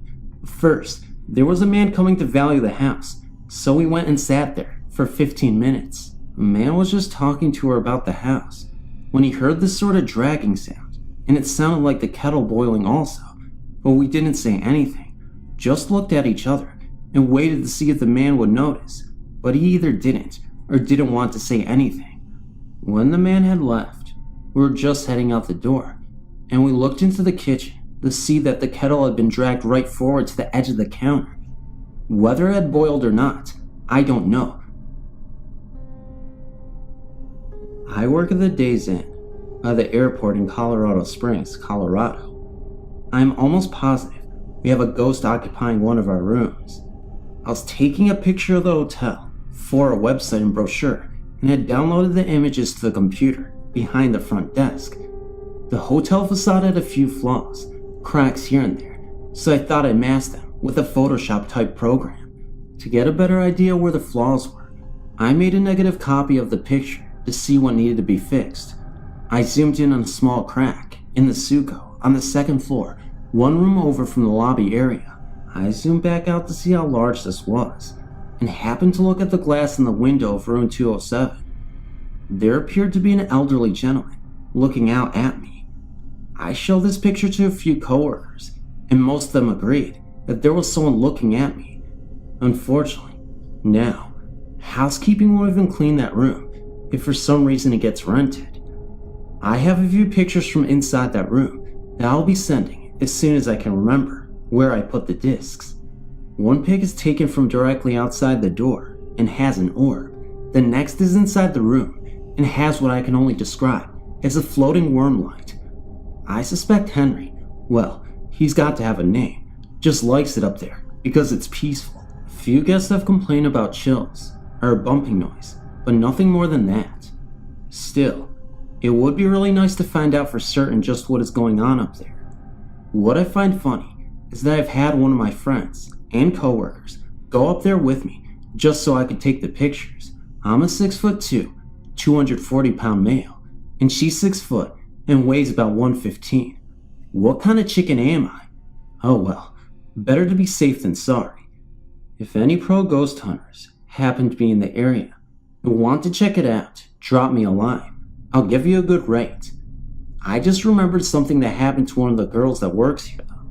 Shortly after I showed her the pictures at 207, she went up there by herself, looked around, and then sat on the bed. The smoke detector was directly above her and fell, giving her a small lump and a big scare. I guess he doesn't like her too much. One other thing. Just this morning, I heard some tapping upstairs. There's no one on the second floor right now. I only have 5 people in the house, and they are all at the end of the hallway on the first floor. Maybe Henry doesn't like getting publicity.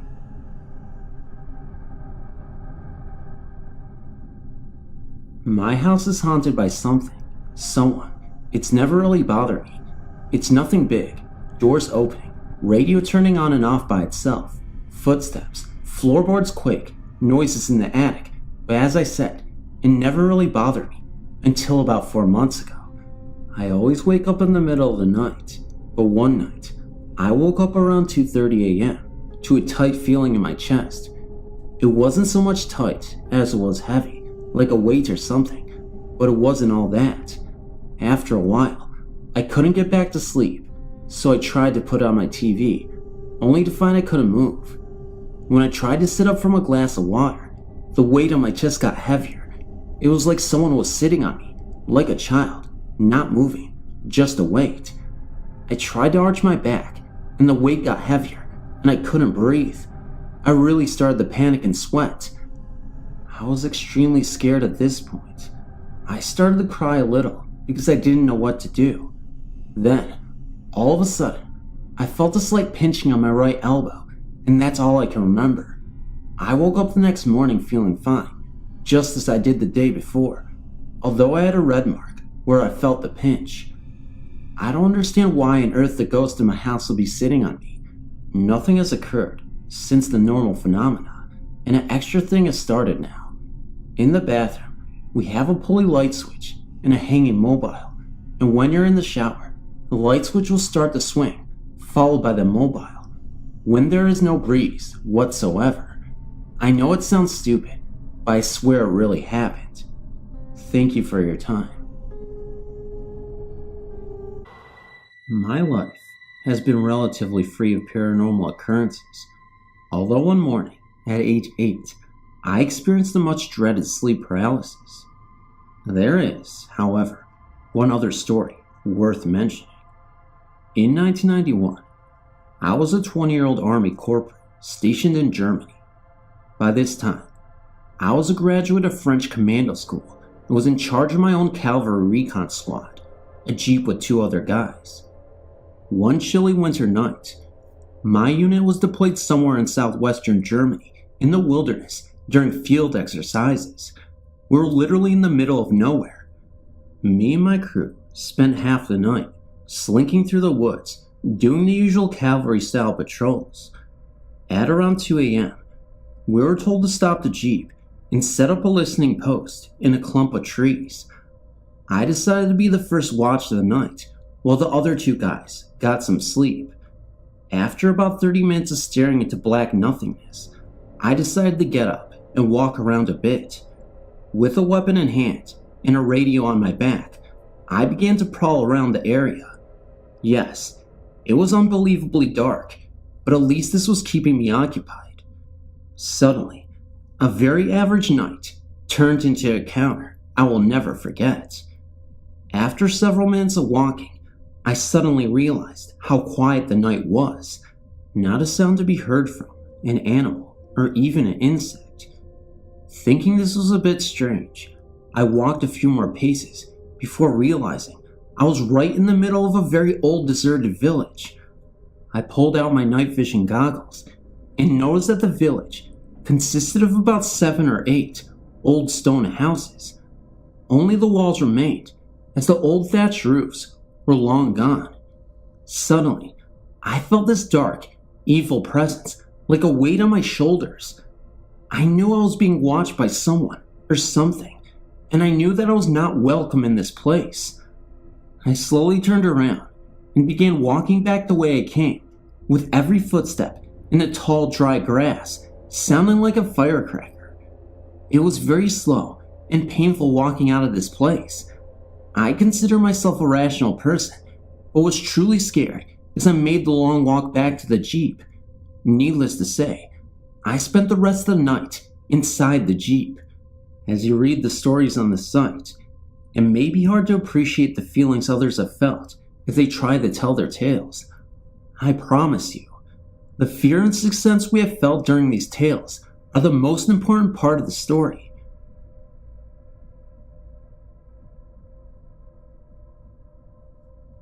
Hi, my name's Brooke. I work at an assisted living facility in Pennsylvania. I worked the 11/7 shift, so of course, there are a lot of stories about the place already. But besides that, I was wondering if the experiences I've had, as insignificant as they may seem or be, could be the activities of ghosts, or just my mind. Of course, I'm not the only one that claims to have seen things, but who knows? For instance, I'll just be walking around the building, and I constantly think that I see things, like out of the corner of my eye. It's not a definite thing, it's just a shape. It's either black or white. A lady I work with always sees black when she sees things out of the corner of her eye. As for me, I always see white. The forms are white, that is. Is there a reason she sees black and I see white? And today, for instance, I was walking and I was sure there was someone behind me. When I semi-turned around, out of the corner of my eye, I swore there was a figure for a split second, but it was gone. It scared me to death, actually. That is why I'm writing to you today, because today, that was the closest a form or figure has ever been. No one has ever died in this facility that I work in, but they have died in the hospital. The building has only been open for 4 years, maybe 5. I was just wondering if these could be ghosts, or just my eyes playing tricks on me. A lot of the residents say that they see a woman in white in their room, or sitting on their bed. I don't know how to explain or take that either, but I appreciate your reading. Thanks for listening as well.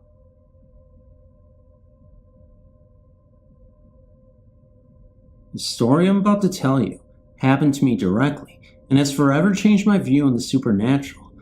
I would like to state for the record that I've always been a skeptical person who never believed in anything that couldn't be proven.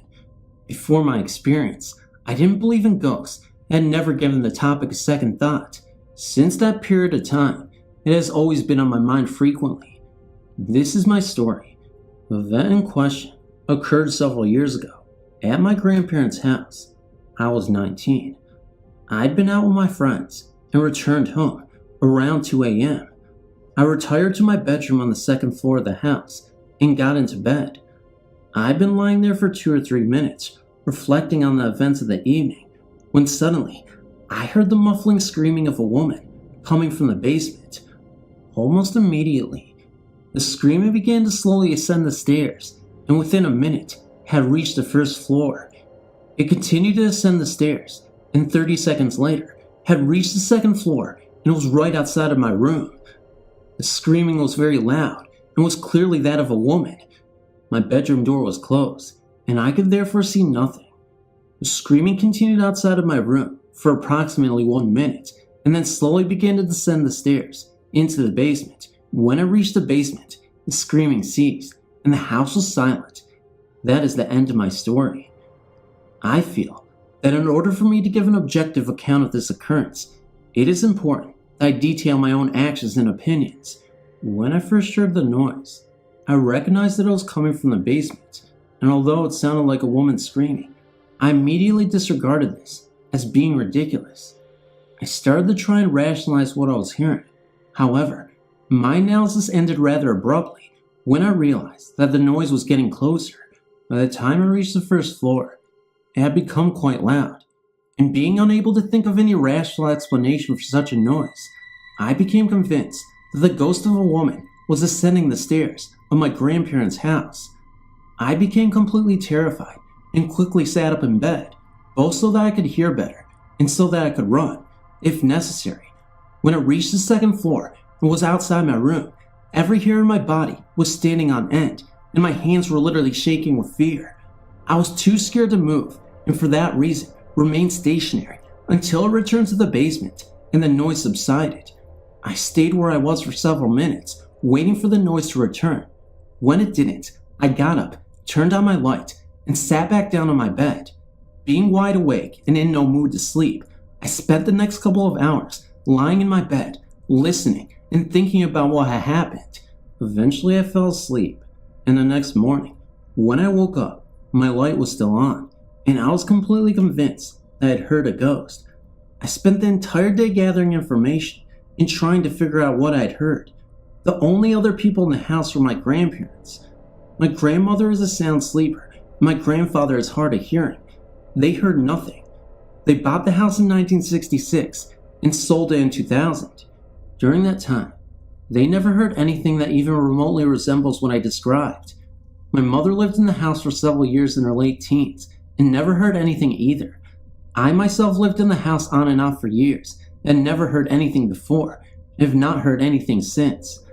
I consider that maybe the pipes or something else in the house made the noise, although I don't think any pipe on earth could have made the noise I heard. I dismiss this theory anyways, because if the house did make odd noises, someone would have heard them in the past 30 years. I also dismiss the wind, because I've spent many windy nights in the house and heard absolutely nothing. In the end, I came to the conclusion that there was no earthly explanation for what I heard, and that what I experienced must have been supernatural. It sounds crazy saying that, but I know what I heard. I will never forget it. I'm sure it was a ghost. In conclusion, I would just like to state that all of my friends think I was asleep and that the whole thing was a dream. I would like to touch on this briefly. The first thing I would like to say is that I know I was not asleep. Here's my case. I'd been in bed for 2 or 3 minutes, less than 5 for sure, and was laying on my back thinking. I've always had a difficult time falling asleep. It usually takes me 20 to 30 minutes, and I've never been able to sleep on my back. At the time, I was making no attempt to sleep, but was lying there, thinking. Secondly, no matter how real a dream seems, you always wake up afterwards, and that's how I know you were dreaming. I don't think it's possible to remember a dream without waking up and realize you are dreaming. If it is, it's never happened to me. If it had been a dream, I would have woken up and said, wow, that one was weird. That never happened. I was awake. Thirdly, I turned the light on after the occurrence and it was still on when I woke up in the morning. I know for a fact that I was awake. That is my story, and I swear to you that every word of it is the truth. I don't know if you will believe me. No one else will, but I swear it's the truth. I am 17 years old. In the past 7 years, I'd lived in 3 different houses, and every one of them had a ghost. The first one we lived in was from 94 to 96. The occurrence that spooked me there happened in my parents' room. A week before anything weird happened, a bunch of knickknacks fell off of my mother's headboard. So, she put it back and pushed it away from the edge. On Easter morning of 95, I was with my brother, sister, and dad, watching TV in the living room. About 20 feet away from my parents' bedroom door, I heard a bang, and my mom came running out of her room. She really wanted to know who was pounding. Apparently, when I heard the bang, all the stuff had fallen off her headboard and kind of flew off this time. Not only that, but this Oreo tin can she had looked like it had been stepped on. After that, our next door neighbor told us that she had seen this old man that lived here before us in the backyard on the day he died in the hospital.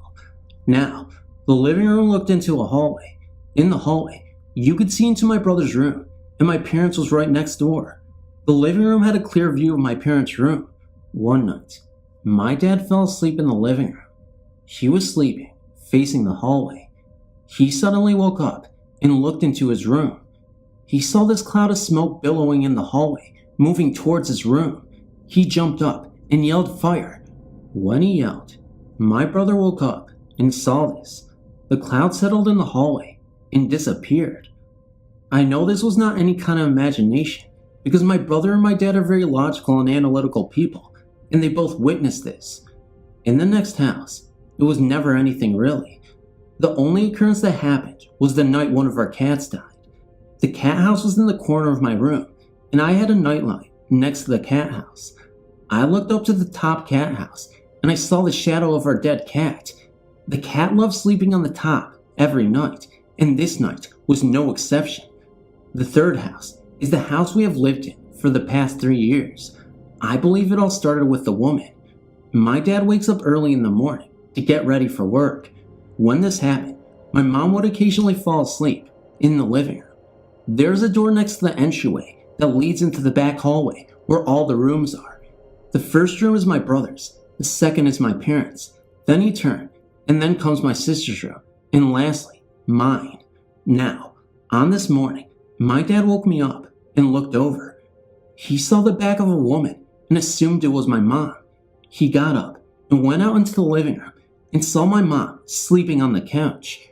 He went back to his room and no one was there. After that, I had an experience with a man. It was about 4 in the morning and I was suddenly woken up by the feeling of a large man tapping my foot. I looked up and no one was there. I have this ticker stuffed animal that I got for my birthday from my sister. At the time of my next story, my large dog slept in my room with me. He would sleep up against the door, so I couldn't sleepwalk and open it without waking up. I woke up one morning and my ticker was nowhere, so I figured it rolled under the bed. I opened my door and it was laying outside of my door. About a year ago, my mom started sleeping out in the living room for health reasons. The wall our couch leans against is connected to my brother's room. We had a family friend staying in there while my brother was in boot camp. One morning, my mom woke up about 7 a.m. She heard a knocking on the wall between the living room and my brother's room. She thought it was just our friend when it moved to the wall behind her computer about 10 feet away. This is an inside wall and there's no way there could be any knocking. It then moved to the ceiling. She said it sounded like someone knocking. A couple nights later, I heard her banging in my parents' room. Their bathroom is across the hall from my brother's room.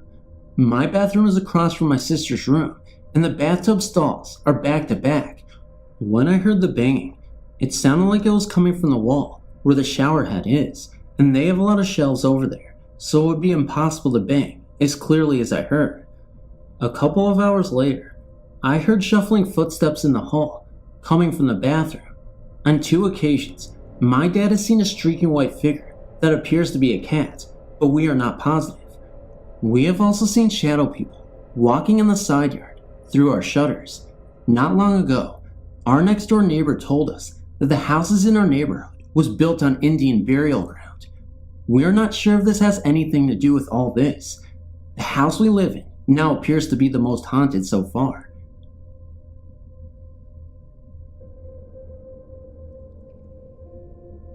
I'm 17 years old, and I used to live in an old house made in 1921 in Haverhill, Massachusetts, that I know is haunted. One day, when I was 10, I was in my upstairs bedroom with my 2 sisters coloring. I think that's when it started. We were home alone when we heard the closet at the end of the stairs slide open. Then we heard it slide back. The sliding doors of the closet always made a loud rumbling noise when it was open. When we heard it that day, we didn't get scared at first because we thought my mom had gotten home from work, so we ran downstairs to greet her to find that nobody was home. We looked around and then looked outside to see if the car was in the driveway, but we were alone, or so we thought. We ran back upstairs to our room and grabbed shoes and hangers for the so-called protection. Then all of a sudden, we heard footsteps racing up the stairs, then back down. We never saw anything actually reach the top of the stairs, but they ran up and down repeatedly, about 10 times, then it stopped. We were so scared, we just sat there crying, waiting to hear more, but nothing else happened. Then, when I was 15, I was taking care of a dog, and when I brought it to the foot of the stairs, he froze and just stared at the top. I didn't think much about it, so I picked him up and brought him up the stairs to my room and closed the door. The dog then began crying, and he seemed to be getting nervous and uneasy, and he started scratching at the door. When I opened the door to let him out, he ran down the steps so fast that by the time I got out the door, he was gone. After that, many more things started to happen. I woke one morning to hear something or someone dragging themselves on the rug next to my bed. I was so frozen with fear that I didn't even look to see what it was.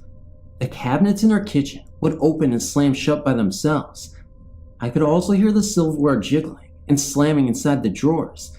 There are even moments where the computer keyboard would also type by itself. I've also had my foot slapped and have felt something sit on me while I was laying in my bed. There are also too many noises and weird things to explain, and also creepy dreams. So I'm glad to be out of that house.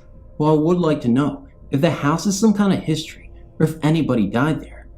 Last year, after we moved out of the house, our cousins were sleeping over and we were talking about our old house. One of my cousins, who slept over our house a lot, asked why our dad always walked up to our room and why he did it over and over without ever coming into our room. We told him about the day we heard the racing footsteps running up the stairs, and she got so freaked out. My other cousin also said she hated sleeping in our room because she always heard those same footsteps coming up the stairs but never making it to the top before it ran back down again. Now in our present house in Orlando, Florida, weird things have suddenly begun to happen. Noises, shadowy figures, and also short wide figures have appeared. I always seem to see something in the corner of my eye. When I turn my head to look, there is nothing there, and my sister felt somebody whistle and blow in her ear. Well, that's all I have for you for today. I hope you enjoyed this. Thank you for reading.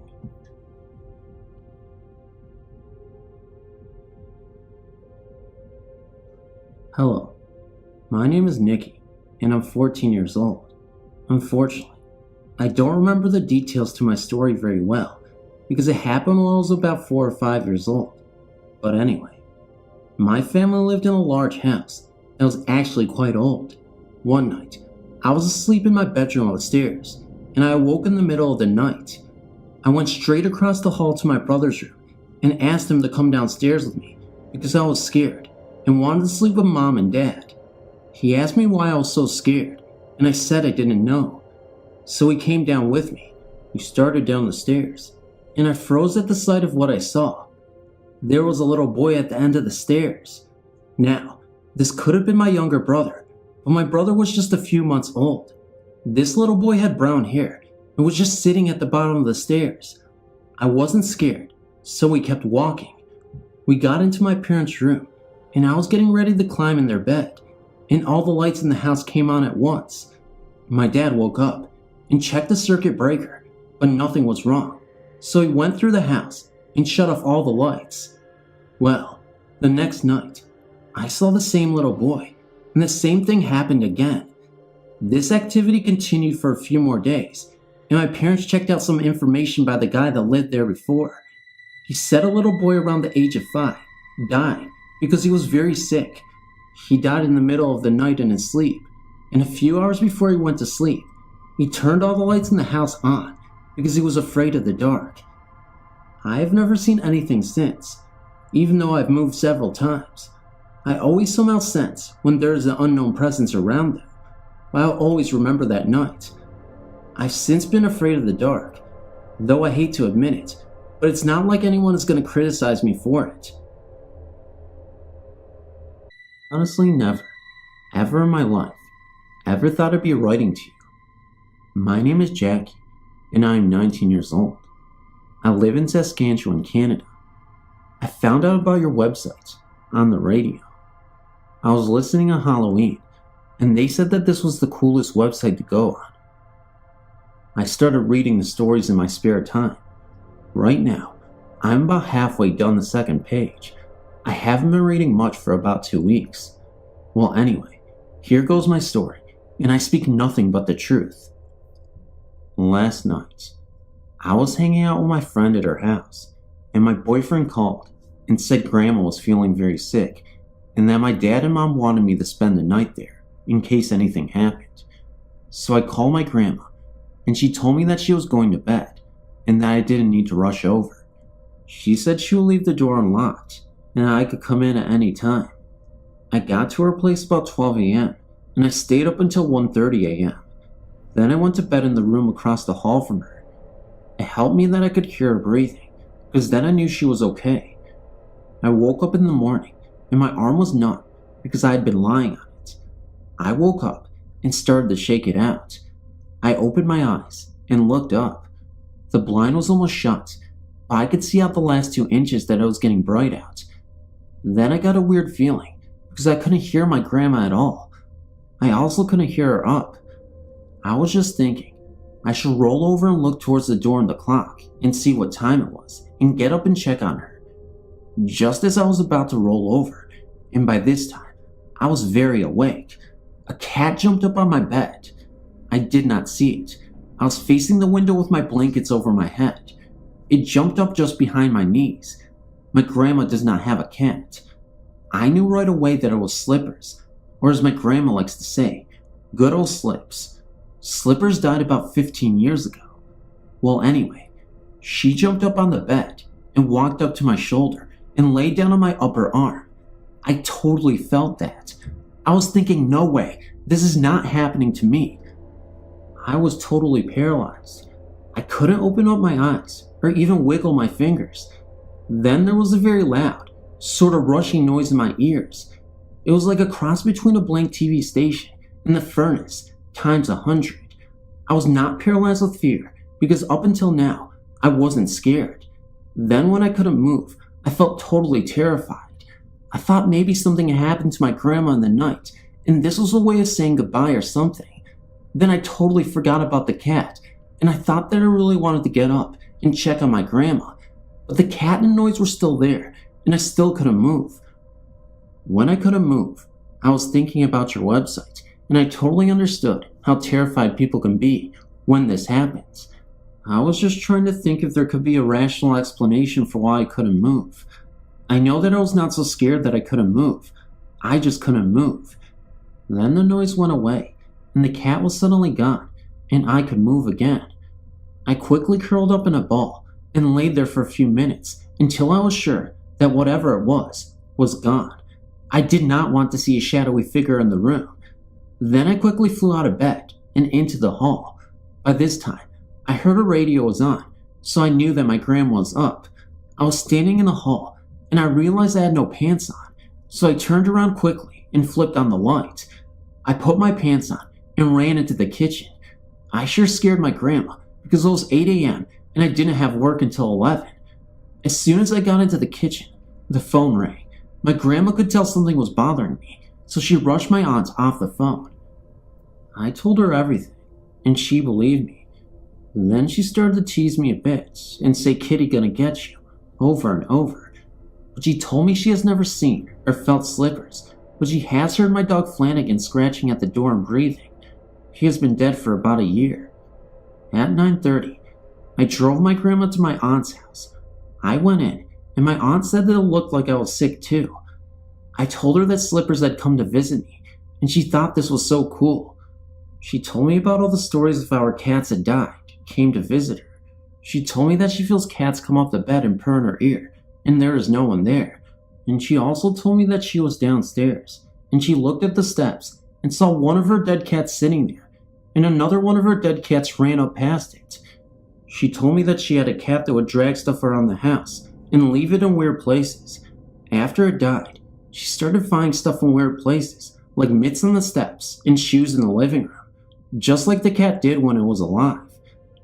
Then she asked my grandma to remember about how for a long time, after their dog Sandy died, they could hear his nails tapping up and down the hall floor.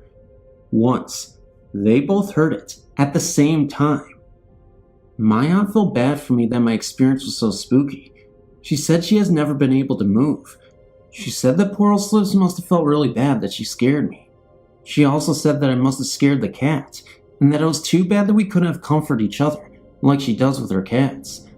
I went to work and told my friends. They all believed me. 2 of them started telling me super weird stuff that happened to them. One girl never told anyone in her life what happened to her because she was scared that no one would believe her. She decided to tell me because it was obvious I would understand. I will have to get them to write to you. One girl even has a book about everything that happened to her. Thanks so much for reading this. I know you will understand. Writing to you was the first thing I thought of when it happened. Maybe reading your stories heightened my sense of awareness or something. It did not heighten my imagination. Thanks again.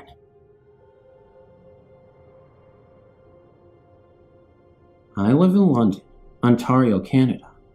I moved into a complex near the beginning of September with a very tiny history altogether. The complex itself is fairly new, and as far as I've been able to find out, only has had 1 death, and the house it happened in has no report of any mysterious incidents. With my stay at Unit 40, I've experienced a couple of things that seem quite odd, and I'm not alone. My mom has experienced a few things as well. All that has seemed to happen seemed to be directed towards the entire family, where in contrast to your story, the spirits seem to be focused on you. The things that have happened have not been harmful or even seemingly of evil intentions. If there is a spirit at all, it seems to only want to be recognized as being there. I picked up the feeling of someone being out of place, first I think. It all started with the basement door. Someone would close it tightly and go upstairs or to another part of the house. But whenever someone returned to the door, it would be open only 1.5 inches every time. At the top of the stairs, on the upper floor of the house, there is some sort of a wall that is only about 4 feet in height. Whenever standing there, I would get the odd feeling as if I was standing in someone else's place. Sometimes to the point of feeling nauseous or overwhelmed with an intense throbbing in my muscles. When informing my mom that I felt someone or something was also with us, she sort of shrugged it off. But it wasn't until she told me that the reason for the door opening was that people weren't closing it tightly, that the door opening stopped completely. After that, things that weren't so easily put off started happening. One night, I went downstairs to do the laundry. By our washer and dryer, we have 2 sinks. One, the closet to the washer, is always filthy. The one next to it is spotless. And out of habit, I took a glance into the sink to make sure nothing was there. And of course, nothing was. Well, before I could even finish putting the laundry on, my dad came to the door. My mom and dad are not divorced, just separated. He stayed for no longer than 30 minutes, seeing as though the other member of the family besides my mother and I, my brother, 10 years old, 11 in March, was not there. When he left, I went back down to finish the laundry. Taking another glance in the sink, I saw, which quite frankly terrified me, a tiny footprint pressed into the dirt. Seeing as no one beside me had been in the basement in the brief 30 minutes I was away, I got quite scared. Trying to think of all the things logically, I kept coming to the question, why? It was most definitely a footprint, slightly smaller than my brother's. The footprint is still in the sink. We're keeping it until we can take a photograph of it. And even if a little kid did it, and I just didn't notice it before with the bad lighting and all, why the sink? There are no windows in the basement, and the only way to get to the basement is through the house. And with 250-pound Roddies, not too many little kids are happy about going through our house. Another thing that bothered me was that it was only 1 foot. If a little kid did it, how did it get into the sink in the first place? The edge of the sink comes up to my little brother's neck. Another happening was my mom experienced something. She was upstairs sleeping, and I was sleeping on the futon in the living room. The next morning, my mom came downstairs and complained about not being able to sleep last night due to the fire alarm repeatedly going off. She said it happened twice. The first time she stayed in the bed. The second, she went downstairs to investigate, and nothing happened. The latest thing happening was involving my mother as well. I was down in the living room once again, and she was upstairs half asleep. She informed me the following day that the night had been too stressful to her due to hearing what she thought was me going up and down the stairs all night. She told me she was about to call out to me, seeing as if I was coming to bed, when she heard me stop outside her door, which was only open slightly, and act as if I was trying to hear what was going on in the bedroom. I sleep in the living room because I cannot fall asleep in my mother's room. I don't sleep in my room because the cats have it taken over. Whenever I'm in my mom's room, I hear scratching on the wall. Well, more like fingernail tapping and creaking. It's so bad and so realistic, I fear turning my head towards the sound, thinking I'll see someone standing there. With all that has happened and all the pets I own, 2 dogs, 2 cats, 1 rat, 1 parrot and fish, the only one that has responded to anything was my 1 cat Spooky, who is black and about 6 or so years old. Whenever Spooky is out and about the living room area, she becomes quite agitated. Her emotions are if there is a fly or bug pestering her. The way her back jumps and hair stands on the certain parts of her body is interesting. She growls and hisses, then jumps away from the area. Then she seems to act fine. I'm not sure if there's more to what is happening that I'm not seeing, or if I'm seeing too much into everyday things. However, whenever I put off our experiences, my mind drifts back to the footprint in the sink. My mom and I get the feeling that the spirit, if one, is one of a young girl about the age of 12 or 13. When asking someone that has had a few ghostly experiences of their own, an older woman, she says nobody has had anything happen to them in Unit 40, but one time, one of the previous owners took a picture of a porcelain doll on a couch, and in the photo, the doll was glowing. The most unusual thing about this, though, is that it was like brighter than the flash itself, to the point that the doll was just a blur. But the woman said that the people were just weird themselves, and not to worry about anything.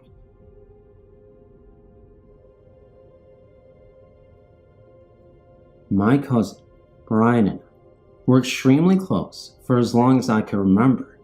He was about 12 years older than I am. He would go camping with my family a couple times a year and play Santa for me during Christmas. I have a lot of great memories with him. In October of '92, Brian died of a drug overdose. My family suspected that he'd been using drugs because he wasn't as involved with family like he had been, stopped going camping and spending Christmas with us so he could play Santa. He was very into boxing and was pretty popular among people in Scranton, Pennsylvania. When he died, I took it the worst. I was in 5th grade and had to get counseling from officials at school because I cried all day, and I even mentioned to people that I wanted to be with him. So my family thought I was thinking about suicide. At Brian's funeral, I never went up to his coffin. I couldn't face the fact that he was lying there dead. He loved pulling pranks, and I remember throughout the whole wake, wishing he would jump up and say it was all a joke. For a while, I felt guilty of his death because they thought that if I knew him about using drugs, I would be able to talk to him and he would have ended his addiction because of me. After suspecting his drug use for a while, my family found out it was true, but they kept it from me because I looked to him as my role model and they didn't want me to hate him. My cousin Chip, Brian's older brother, got married in '97 and I was a bridesmaid. In the church, there was one section of the pews that was blocked off so the photographer had easy access for taking pictures. In the middle of the ceremony, I saw Brian sit down in the section that was blocked off for the photographer. I couldn't believe I was seeing him because, well, he was dead and had been for a while now. I kept looking at my mother to see if she noticed him, but it was obvious that she didn't from the looks of concern on her face towards me. All I did was look at Brian and look at my mom, and tears would stream down my face. My mom kept mouthing to me, "What's wrong?" Brian stayed for most of the ceremony, and when it was almost over, he looked at me, smiled, and left. After ceremony was over, and the bridal party had ended, I ran out of the church, hysterical, crying, but I did so that no one noticed. I'm sure people assumed I was crying because of the joyous occasion, not because they saw a ghost. My mom met me outside and asked me what was wrong. I told her Brian was there, and she didn't believe me. She asked me what he was wearing, thinking I was lying. I couldn't come up with just anything. I told her what he wore from head to toe. She didn't believe me until she realized the suit I described to her was what he wore in his coffin the day he was buried. I believe wholeheartedly that he was there, and he only let me see him because he knew I wasn't over his death, and he wanted me to be okay. It was his way of showing me that he was okay, and I didn't have to worry about him. To me, it was his way of showing us that he still thought about our family, and that no matter what, he would be there for all of us on our special days. I always had a hard time thinking about him, so he was brought up on holidays, or even when my family was together. It was in those critical moments I had to leave the room if I didn't want to burst into tears. I've had a lot of closure since seeing him. I'm now able to talk to people about him, and even go to his gravesite without breaking down. Now that I'm in college, I chose a profession where I'm able to work with people with addictions and that need counseling, hoping that I could save other people from experiencing the pain I went through.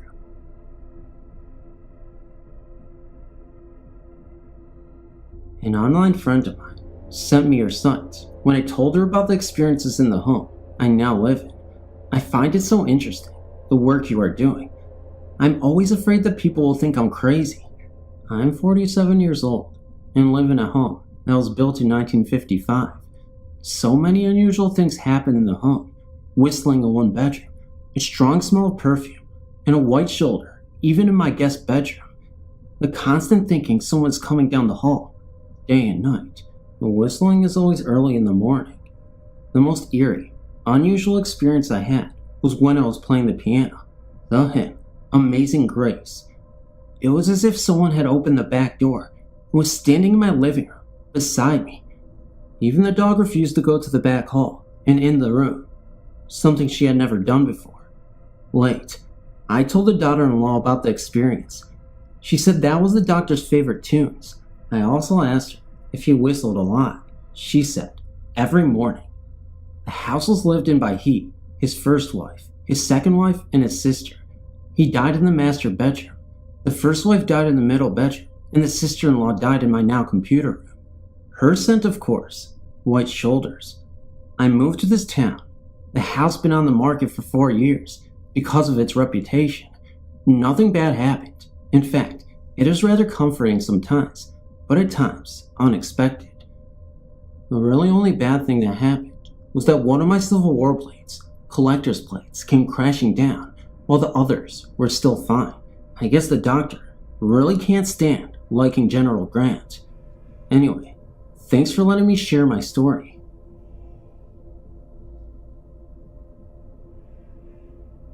I've long avoided writing to someone about this experience.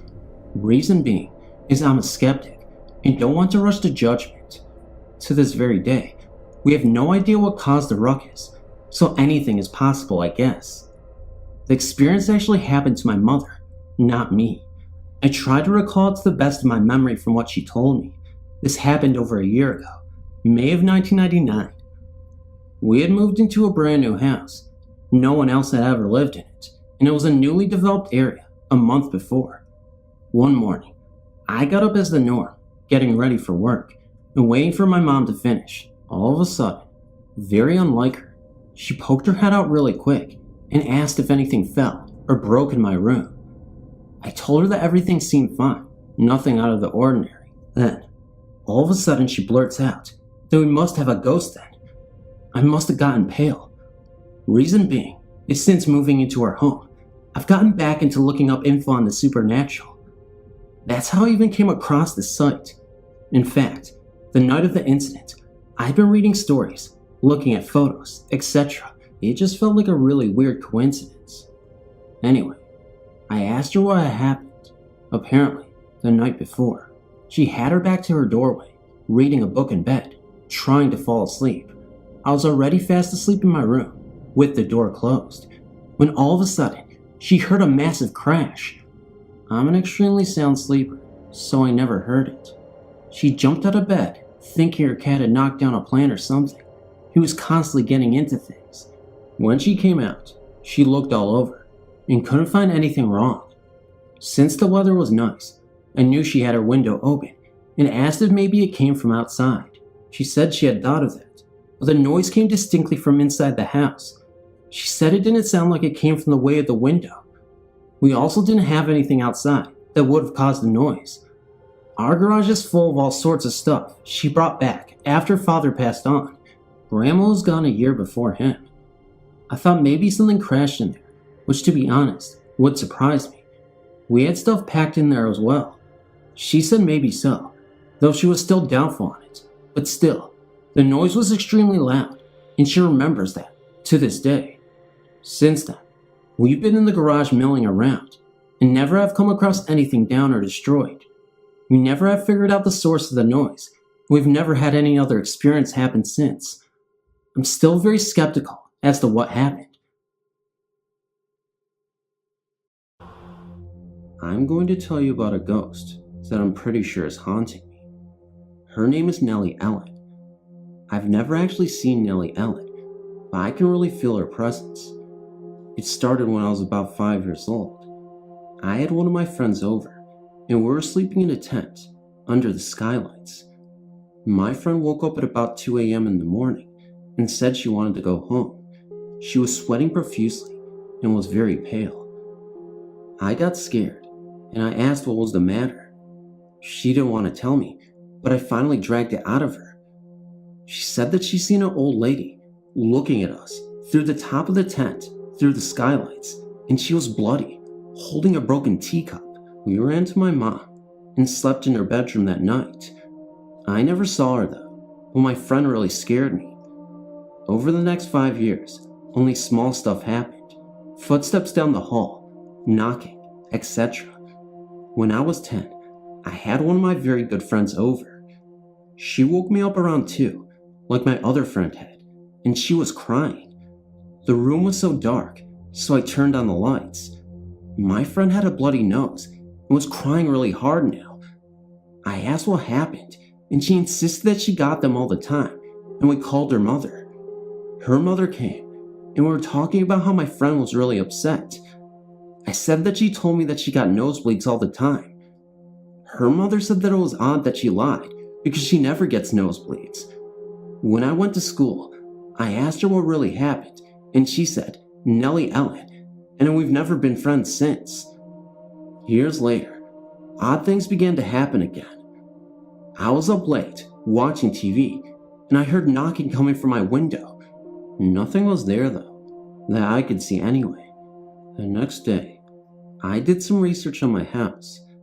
I found out that there used to be a woman named Nellie Ellen who owned a tea shop in the bottom of the house.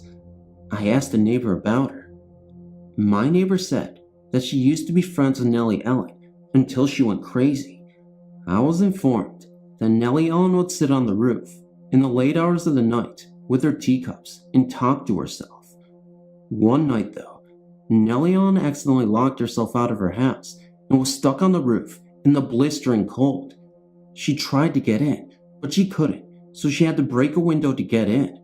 But some of the window hit her, and she was so weak from breaking the window in the cold, she was left to die on the roof with the thing she loved the most, her teacups. A few weeks had gone by, and nothing had happened. But one day, my dogs got up and started barking at nothing. They are very protective. They usually can't get up the stairs, but somehow managed to and started barking at the roof. I was sure it was Nellie Ellen. I asked her what she wanted, and the dogs stopped barking. They just stared at the window in the attic. She didn't say anything, so I told her to leave me alone and never come back. I think my wish was granted though, because I didn't see her again.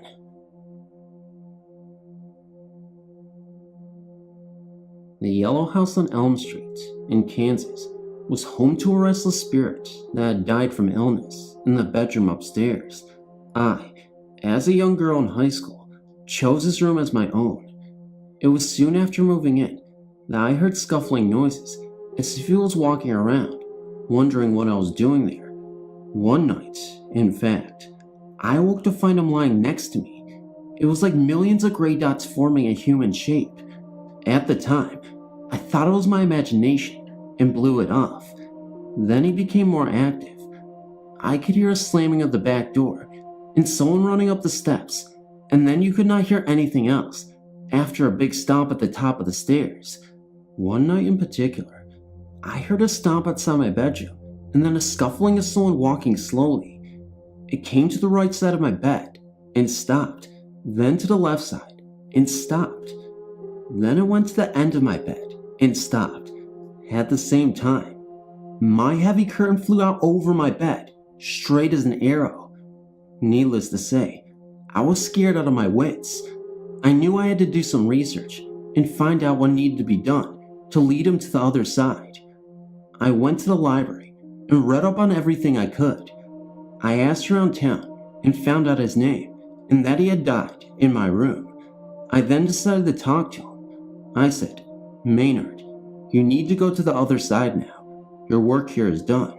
I cannot remember how much time lapsed, but one night I heard another thump in the hall outside my room, but this time an elderly lady was leading an elderly man from the hall into my closet. I watched them without any fear at all. It was such a peaceful thing to witness. Someone came to lead Maynard home. I'm now 47 and still remember this so well.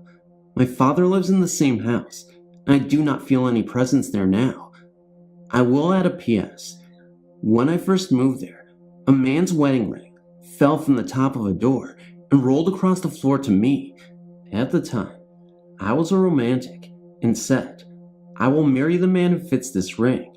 I still have this ring, and since it is so large, no man has ever been able to wear it.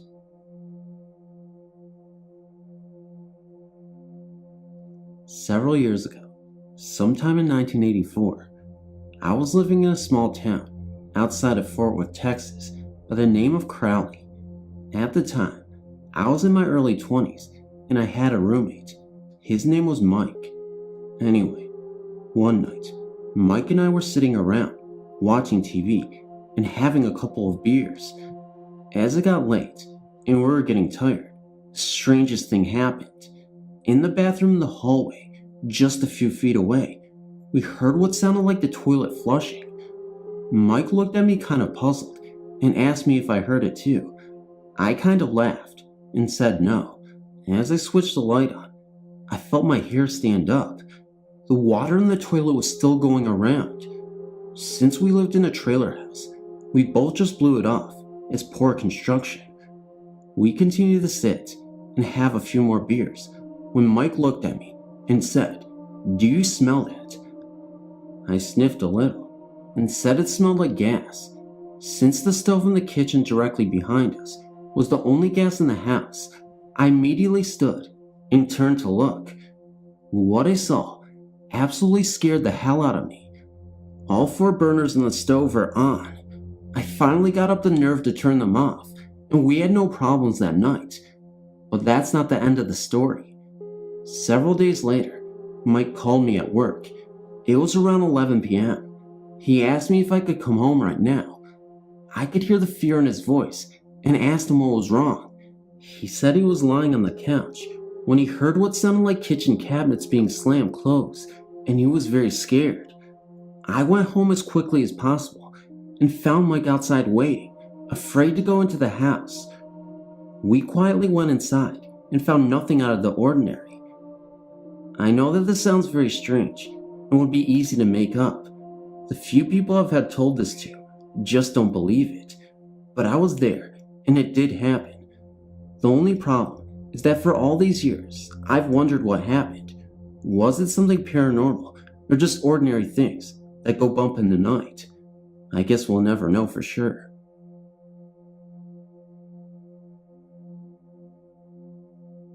This is not as complex or as interesting as other stories, but very real nevertheless. I was working as a janitor in a restaurant in the Sacramento, California area in the 1980s. During this time, I bought some books on ghosts and hauntings, to include one book called Poltergeist, which gave detailed accounts of numerous poltergeist cases. It was with this book that I had left laying about the house, and then one of my older brothers noticed. He pulled me aside to warn me that I should be careful with what I was messing around with, because, in his words, messing around like this is like knocking on the gates to hell. In light of the fact that he experienced, ironically, while also working as a janitor, a very disturbing encounter of his own, I took this warning seriously. So one night at work, shortly after my brother's words had gotten the best of me, and I had put the book aside, I was busy cleaning the dining room carpet.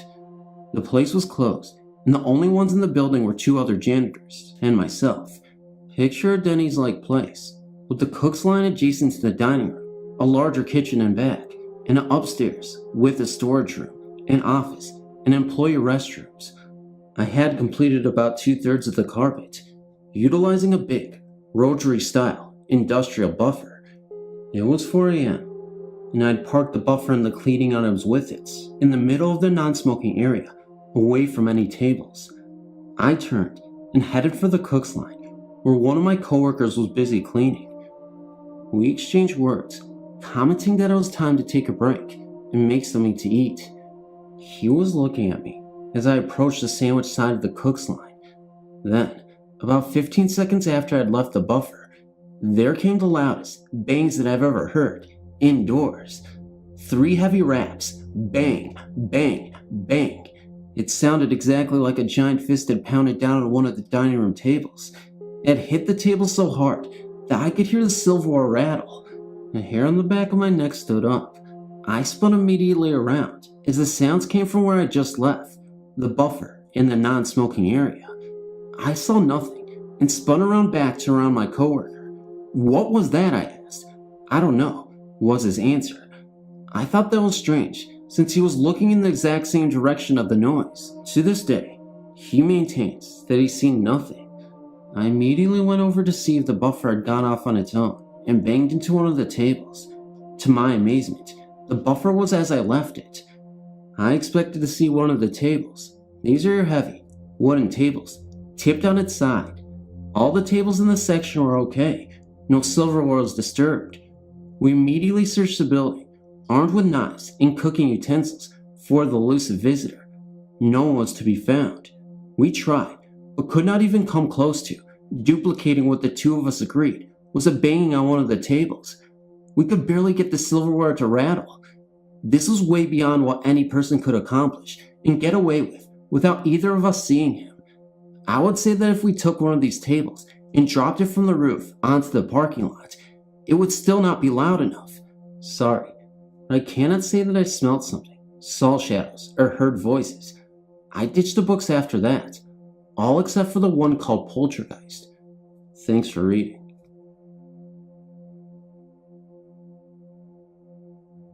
I live in Hawaii, and there are many different types of ghosts here.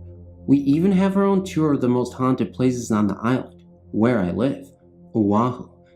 Every year, my family camps down at the beach for the Labor Day weekend. In 1992, my boyfriend and a close friend of my cousin's joined us for the weekend. The place we camped had a lot of ghost stories. The beach and all around it was said to be haunted.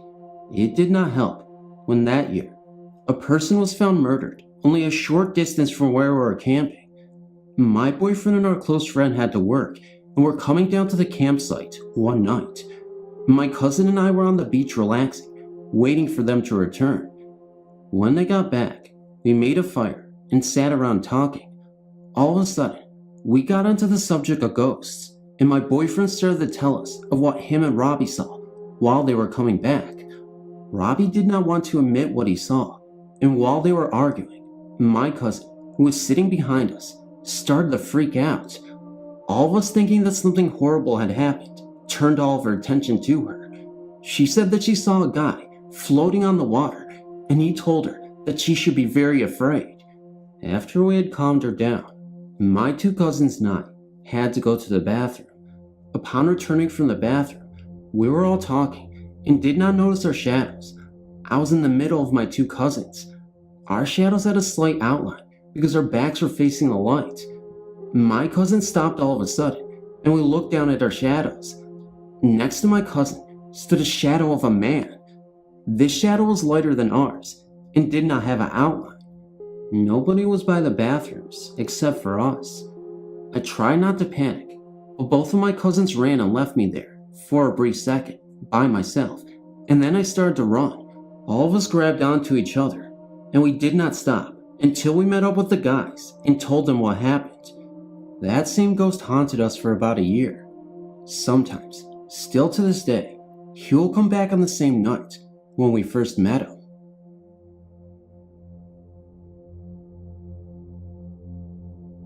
Back in 1985, my family moved to a large house in Whibley in Washington. I was 17 when we moved into this place, and from day one, it just gave me the creeps. The constant feeling of being watched was unnerving. Within the first 2 weeks of moving in, I had my first real experience. We had finally gotten our furniture and was very thrilled to get my bedroom unpacked. That night, I lay in my bed, very smug in my cozy room. The house was dark, and my two younger brothers, little sister, and parents were asleep. I began to feel very cold and nervous. I lay there, wondering why I was feeling so odd. Suddenly, there was this horrible screaming coming from the hallway. I jumped out of my bed, grabbed my baseball bat, and ran out of my room. I ran down the hallway towards my little brother's room, convinced that someone had broken in and was attacking them. I ran into their room to find them sound asleep and safe. I checked my sister's room and my parents. All were sleeping and fine. I went back to bed, thinking I must have imagined it. It happened again 3 more times. Finally, I woke my dad and told him what was happening. He thought I was nuts. Nothing else happened that night. Of course, sometime later that year, I began to hear scratching sounds. The sounds mostly came from outside my bedroom windows. It sounded like someone was taking a rake, running it along the sliding, right under my windows. I had 3 windows in my room. 1 faced the south, and 2 faced the west. My best friend and I would stand in front of my windows, looking down, trying to figure out who or what was causing this sound. We could actually hear it move from one side of the house to the other, but could see nothing. When this sound would happen, I would say it's just Freddy Krueger from Nightmare on Elm Street. Other interesting things would happen, not so scary, but weird all the same. In the wee hours of the morning, say around 2 or 3, you could hear the kitchen cabinets opening and shutting, as if someone was looking for a glass. When you near the kitchen, the sound would stop. I've heard this, along with my best friend, her boyfriend, and my siblings. When I would be standing in the front yard with my friends, you could see the living room curtains open slightly, as if someone was peeking out. This would happen even when none of my other family members were home, so I know it wasn't them spying on me. My friends would point it out to me. Who's watching us? There was a spare bedroom in the finished basement that would cause a strange sensation. You would stand in it and become disoriented. You couldn't figure out what wall was west, south, east, or north. You know how you can stand in, say, your living room and say, this wall is east and behind it is the kitchen. In this room, you couldn't pinpoint any landmarks behind the walls, and you would become dizzy. I had a friend. He was in the army and very macho. Stay in that room one night because he didn't believe me. In the middle of the night he left. He said it freaked him out. To this day, we still talk about it. Items would disappear and reappear somewhere else odd. Music from a music box could be heard in the afternoons when I came home from school and I was the only one home. The kicker was, we didn't have any music box. You could hear someone walking up and down the stairs, only when I was home alone. Nice, huh? When I would talk to my parents about it, they refused to say anything other than, don't say anything to your brothers or sister. I spoke to my youngest brother 6 months ago. He's now 20, and he informed me that he was aware of the hauntings and had many a scary story of his own. The same with my other brothers and sisters. Although it had been over 11 years since we moved out, we still think about this house, and I wonder if the current owners are having a problem with Freddy. I've lived in this house for 15 years, and nothing out of the ordinary ever happened, till I put a chalkboard in the kitchen for messages from my husband and children. About a day after I hung the board, my favorite aunt passed away. She has Alzheimer's. On the board, the word "why" began to appear. I began to question my family about the messages. No one knew anything about it. One night, my husband had enough and questioned everyone about the message and became angry that no one knew anything about it. He yelled at the board, "Why? What?" I was thinking dinner that evening, and my youngest daughter was taking a bath, and she yelled for me. I left the kitchen, and the board was empty. When I returned to the kitchen, the chalkboard was covered with the word "why" again. Suddenly, I felt the presence of a woman. It was my aunt who was with me. I told her that she had died, and it was time she rested after having a hard struggle with her sickness. I erased the board before anyone could see it again and took it down. Nothing ever happened again. I feel my aunt didn't understand what had happened to her and had come to me for answers. Why? That was the magic word for her. To this day, I still don't know why, and I don't think I'll ever know why. All I know is, Alzheimer's is a horrible disease, and once you have it, there's no coming back from it. This story takes place in the tiny mountain village of Plataro, Colorado, in a 3-story building called Skyline Lodge. The lodge consists of a general store, a restaurant, and rooms for guests as well as employee housing, which is what I was, an employee. I worked as a cook for 5 seasons, May through November, and my wife was a front desk clerk and waitress. We were told tales when we first arrived of strange noises, shadows seen moving about, and a few personal experiences of strange happenings. We were told of the young man who committed suicide years ago by gunshot on the 2nd floor and what was now the owners of the lodge bedroom/office. We were told about the older gentleman who had a heart attack and passed away in the lobby, and of little Ava, the teenage girl who worked as a prostitute during the mining boom in the late 1800s and was shot and killed by the wife of a miner while standing on the porch of a building that stood in the area. Ava's grave was on the property, an unmarked concrete slab in the middle of a field. My own personal experience in my time, there was a door. The door that went outside from the back storage room of the kitchen, shutting and locking behind me after I had gone outside to dispose of garbage, fryer grease, etc. This was a very large, heavy door that in no way should have been able to close itself, let alone lock itself. Also, in the same room, on more than one occasion, after hearing a loud noise, I would walk in to find bowls, plates, cans, lying on the floor. This is also the area where many employees reported seeing shadows out of the corner of their eye, only to turn around and see no one there. Another hot spot was an employee bedroom on the 2nd floor. Many people while staying in this room reported having nightmares and feelings of being watched. A young couple was in this room one night playing cards, and all of a sudden, the young man's pistol, which was lying on a bedside table, went off, the bullet going into a wall. Once, while I was on the second floor in my bedroom, standing looking out the window with the door open, a small row of trash bags that had been lying on the small table in the hallway outside my door came flying into the room, landing on the floor directly behind me, a distance of about 12 feet from where they had been. But the most memorable experience for me personally happened late one night while my wife and I were in bed. It was around 11 p.m., and we had been in a bed for about 15 to 20 minutes when we awoke to the sound of loud footsteps on the third floor, directly above us. Then, the sound of furniture being dragged across the floor, chairs, tables, etc. It's important to note that there was no carpeting in the lodge, all wood floors, and nearly all the furniture was heavy, wooden, handmade tables and chairs.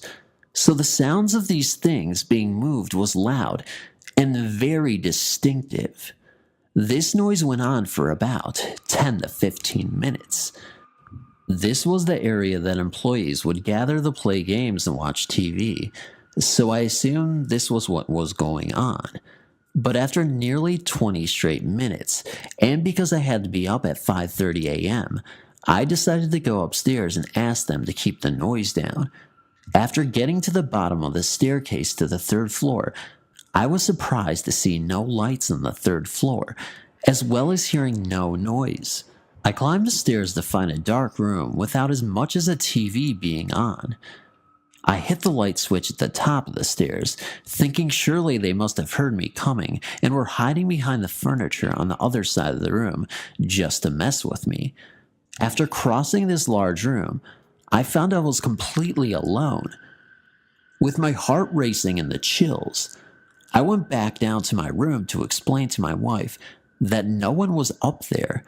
My wife said seconds after I had walked out of the room and started walking down the hallway towards the stairs, the noise stopped, and we didn't hear it the rest of the night. This experience is dated nearly 2 years back in December. Me and my husband had been to Goa in India for our honeymoon. We were staying in a 5-star resort in South Goa with a private beach of their own. I will not be disclosing the name of the resort for obvious reasons. The time I entered the room, I had a different cold feeling, but I ignored it thinking it's the temperature control problem. I decided to freshen up immediately, and my husband went into the balcony for a smoke. He closed the big glass door before smoking so that the smoke would not come in the room, as I hated the smoke. I was in the bathroom washing my face. When I was applying my face wash, the lights went off. I did not get scared at that time. Then I heard the big glass door being opened up and someone walking in. I assumed it's my husband. The footsteps neared the corridor of the bathroom and stopped. I waited for him to come inside, but he did not. Then I suddenly started getting that cold and sick feeling and goosebumps on my neck. I got so scared and shouted with my husband's name loudly as much as possible. The moment I shouted, the lights were back. I washed my face and ran out into the veranda. My husband was peacefully having his smoke. I asked him whether he had come in, but he said he hadn't moved from his chair at all. Then I asked him if the lights had gone out just now, and he got even more confused. I told him what I experienced. He said I was overthinking and made me relax. Our room used to turn unexplainably cold, even after turning the room temperature controller to hot. I tried turning the controller itself hot so that the room would become hot and stuffy, but this also did not help. Our room would turn so cold that even 2 big and thick blankets would not stop us from shivering. I always felt like someone was watching us from the corridor of our room. I did not share this with my husband, then thinking he would get scared, because he is a bit scared of these things. We would spend most of the time outside and go in our room only late nights. The day we left Goa, I confronted him with my experience there, and to my surprise, he said that he was also feeling the same thing, but didn't tell me so that I would not be scared either. Then I remembered how he used to force me to stay outdoors most of the time. Anand is my best friend since school, and one of the few whom I've been in regular touch with. Like me, Anand too is interested in the paranormal, and we've experienced one such occurrence together as described in my story, The Ghostly Hitchhikers. Anand and I are both engineers by profession, and hence life is very hectic. We rarely get a chance to meet each other, though we are in constant touch on phone or email. This incident happened a couple of years back when we were in Mumbai, India. Due to a couple of public holidays in India falling in line together, we had a long weekend of around 5 days ahead of us. Since we had not taken a holiday for quite some time due to our busy schedules, my wife immediately suggested that we go to a beachside resort for a couple of days to unwind. I immediately called Anand back to check his availability. Anand and his wife immediately agreed, and the plan was finalized within minutes. We decided to go to a beachside resort at Maynard, which is around 180 kilometers away from Mumbai and takes around 3 hours to reach. Maynard has a pristine beach and is a very popular destination among tourists. There is also a fort named Janjira in the middle of the sea. Janjira Fort is also famous for being the only fort along India's western coast that remained undefeated. Since all of us are interested in history, it seemed like an interesting proposition for us. Another thing to be noted at this point of time is that Maynard is just 7 kilometers from Kashid, and one has to pass through Kashid to reach Maynard. The highway leading to Kashid is where we had met the ghostly hitchhikers a couple of years ago. Though this incident was at the back of our mind, we nevertheless decided to go ahead with our plan. We started for Maynard at 7 a.m. in Anand's 4x4 SUV. It was a clear morning and we managed to reach the resort around 10 a.m. Anand and I were very careful not to mention our previous experience to our respective spouses, since it would frighten them and dampen their spirits. We checked in at the resort, which was really very beautiful. It was situated on a hill very close to Maynard Beach. It had a great sea-facing view from the front and a dense forest cover at the back, which made us feel one with nature. We immediately rushed to the beach, where we had a great time swimming. We came back to the resort at around noon, had a quick lunch, rested for a while, and then set off to see Janjira Fort, where we were all anxious to see. The visit to the fort was great, and we were back in the hotel by around 8 p.m. After a lavish dinner consisting of several local delicacies, we decided to retire to our rooms. I was tired, but Anand insisted that we go to his room for a game of cards before hitting the sack. My wife and his wife didn't mind, and so we went to Anand's room. Immediately after entering his room, I suddenly felt a chill in the room, which made me feel very uneasy. I told Anand about it, but he shrugged it aside and suggested that it might be the cool side breeze, which might have made me feel that way. We played cards for about 2 hours and really had fun. At around midnight, we decided to call it a day. We had, however, not reckoned that this would be the start of our ordeal and chilling events to follow. The long day had taken its toll on us, and my wife and I immediately fell off to sleep. It must have been around 1:30 a.m. when I heard a knock on my door. I cautiously opened the door and was surprised to find Anand outside. He looked a little worried and told me that after we left, his wife suddenly started feeling very cold and started shivering. Anand had found it surprising since he felt no such chill. I asked my wife, who is a doctor, to accompany me to Anand's room with her medicine box. Upon entering his room, I felt uneasy and could immediately sense that something was amiss. 2 woolen rugs had been wrapped around his wife, but she was still shivering and her teeth were literally chattering. When my wife examined her, she was stunned to find that though she was feeling feverish and her body had become icy cold, shrugging aside her fear, my wife gave her a couple of tablets, which would put her to sleep and give her a much-needed rest. We did not want to leave Anand alone in this condition and decided to be with him. This was perhaps the best decision, which I took considering the events which happened subsequently. Anand was sitting on the bed, caressing his wife's hand gently to put her at ease. My wife and I made ourselves comfortable on a couple of chairs available in the room. It was around 3 a.m. My wife had dozed off and I was about to follow suit when something really creepy happened. Anand's wife suddenly sat up straight in her bed with a look in her eyes which we had never seen before. Anand, who was sitting beside her, tried to put his arm around her to comfort her. She suddenly shrugged herself free from Anand, caught him by the neck and pushed him. The force with which Anand was pushed was so great that he was literally flung like a puppet 6 feet away from the bed. To do that to a person like Anand, who is close to 6'3" tall and weighs around 9 kilograms, really required extraordinary strength. His wife suddenly said the following words, "Let me go. I have to go." This is still a mystery to all of us. His wife stood up as if in trance and was trying to go to the balcony. I have to admire the courage shown by both my wife and Anand at this point of time.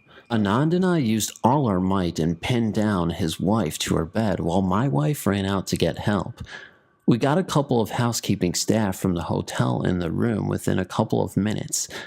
I immediately told them to help us shift her to my room. And yes, she was still saying those words as we were carrying her. "Let me go, let me go." As soon as she was laid on my bed in my room, things started to return to normal. Anand's wife stopped resisting and soon fell asleep, much to our relief. All of us were shaken by the turn of events. We thanked the bewildered hotel staff for their help. We decided to check out the next morning. Though a little tired, Anand's wife was perfectly fine the next morning with no recollection of the previous night's events. She was, however, surprised to find herself in our room. Anand, however, put her at ease and told her that he would explain everything once we left the hotel. While Anand was settling the hotel bills, I was called outside by one of the hotel staff who, under the condition of anonymity, told me that the room had been the scene of a gory incident a couple of months back. A couple had checked in. They had a big fight which lasted late into the night. The man walked out of the room, leaving the lady behind. After some time, the lady flung herself from the balcony of the room, killing herself instantly. The police had made some inquiries, but were unable to trace the man who had accompanied her that night. The case was subsequently closed. The housekeeping staff had felt a creepy feeling sometimes in the room, though no incident was reported by any of the occupants who occupied it after that. We decided to let that matter rest, but before leaving, advised the manager of the resort to do some sort of purification or a cleansing ritual to free the tormented soul. Whether he performed the ritual or not is not known to us, since we did not visit the place again. We were just happy at that moment to have escaped without any harm. Anand told her the events that occurred that night. She was shaken at first, but now has come to terms with it. I don't know what that was last night, but I think it's safe to say that it wasn't a great thing. I almost bury and forget this horrifying experience, but I chose to share this here when I read a similar story regarding mine. Way back in August 2013, we had just transferred to our new house located in a new subdivision here in Cavite. It's a city in the Philippines. For the first 2 consecutive days, there's no scary or weird events we experienced. Everything is fine, and I'm going to start liking my new room. It's not a very big room, just enough to house 1 person. It's located on the 2nd floor. It had a wide window with a sliding glass, wherein from there you can see the road and a vacant lot on the other side of the road. Back to the story. One clear night, the time was around 2 a.m. My parents were completely asleep, and I am the only one who was awake in our house. I was in my room, laying on my bed, busy playing video games on my iPad, when I suddenly heard strange noises. At first, I just ignored it, thinking it was coming from the video game. Minutes passed, and the drowsiness suddenly hit me, and I turned off the iPad. I had a small speaker on my bedside table, and I started playing Lana Del Rey songs. I was half asleep that time when the strange sound came back and woke me up. It was louder this time, and it's like coming from outside the house. It sounds like buzzing bees, or maybe sounds like a group of people are whispering or murmuring. This time, I just can't stand the annoying sound, so I gained enough courage to peek through my window, and I was so surprised at the thing I saw on the road. A group of headless people were having a procession. Each of them were holding unlit candles, but the more horrifying was that the very first lane was a person with a head in a white suit raising a cross. I felt like I was having a heart attack at the very moment. My heart was beating so fast, and I am covered with my very cold sweat, and my knees was trembling like I am going to collapse. I immediately went to the kitchen and drank a glass of cold water. I got the feeling of fear going back to my bedroom, so I knocked at my parents' room and asked them if I could sleep in their room, even on the floor.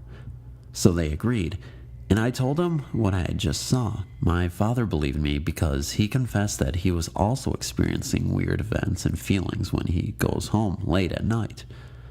Few days later, and we got our house blessed, and I still can't put my finger on it of exactly what happened that night. Old Man Cortner. Cortner Road in Pueblo is the place to be on Halloween night. Everyone goes there, freaks each other out, goes home, and gets drunk. That's all there is to do in Pueblo. But on any other night, it's just a regular road with regular houses. One morning, at around 1 a.m., my cousin Matt and I were goofing around after hours, thinking we were cool. We drove by the old Cortner house. It was really scary. I had been past it a few times, but I had never really looked at it. It's burnt down, and half of it is gone, but the basement is still there. Matt parked the car. He turned off all the lights and told me the story. Old Man Cortner lived there with his wife and 2 kids. He was a member of the KKK. He would kill African Americans in his basement. One day, he went crazy and killed his dog. When his wife asked him about it, he chased her through the woods around their house. Finally, he caught up with her and shot her.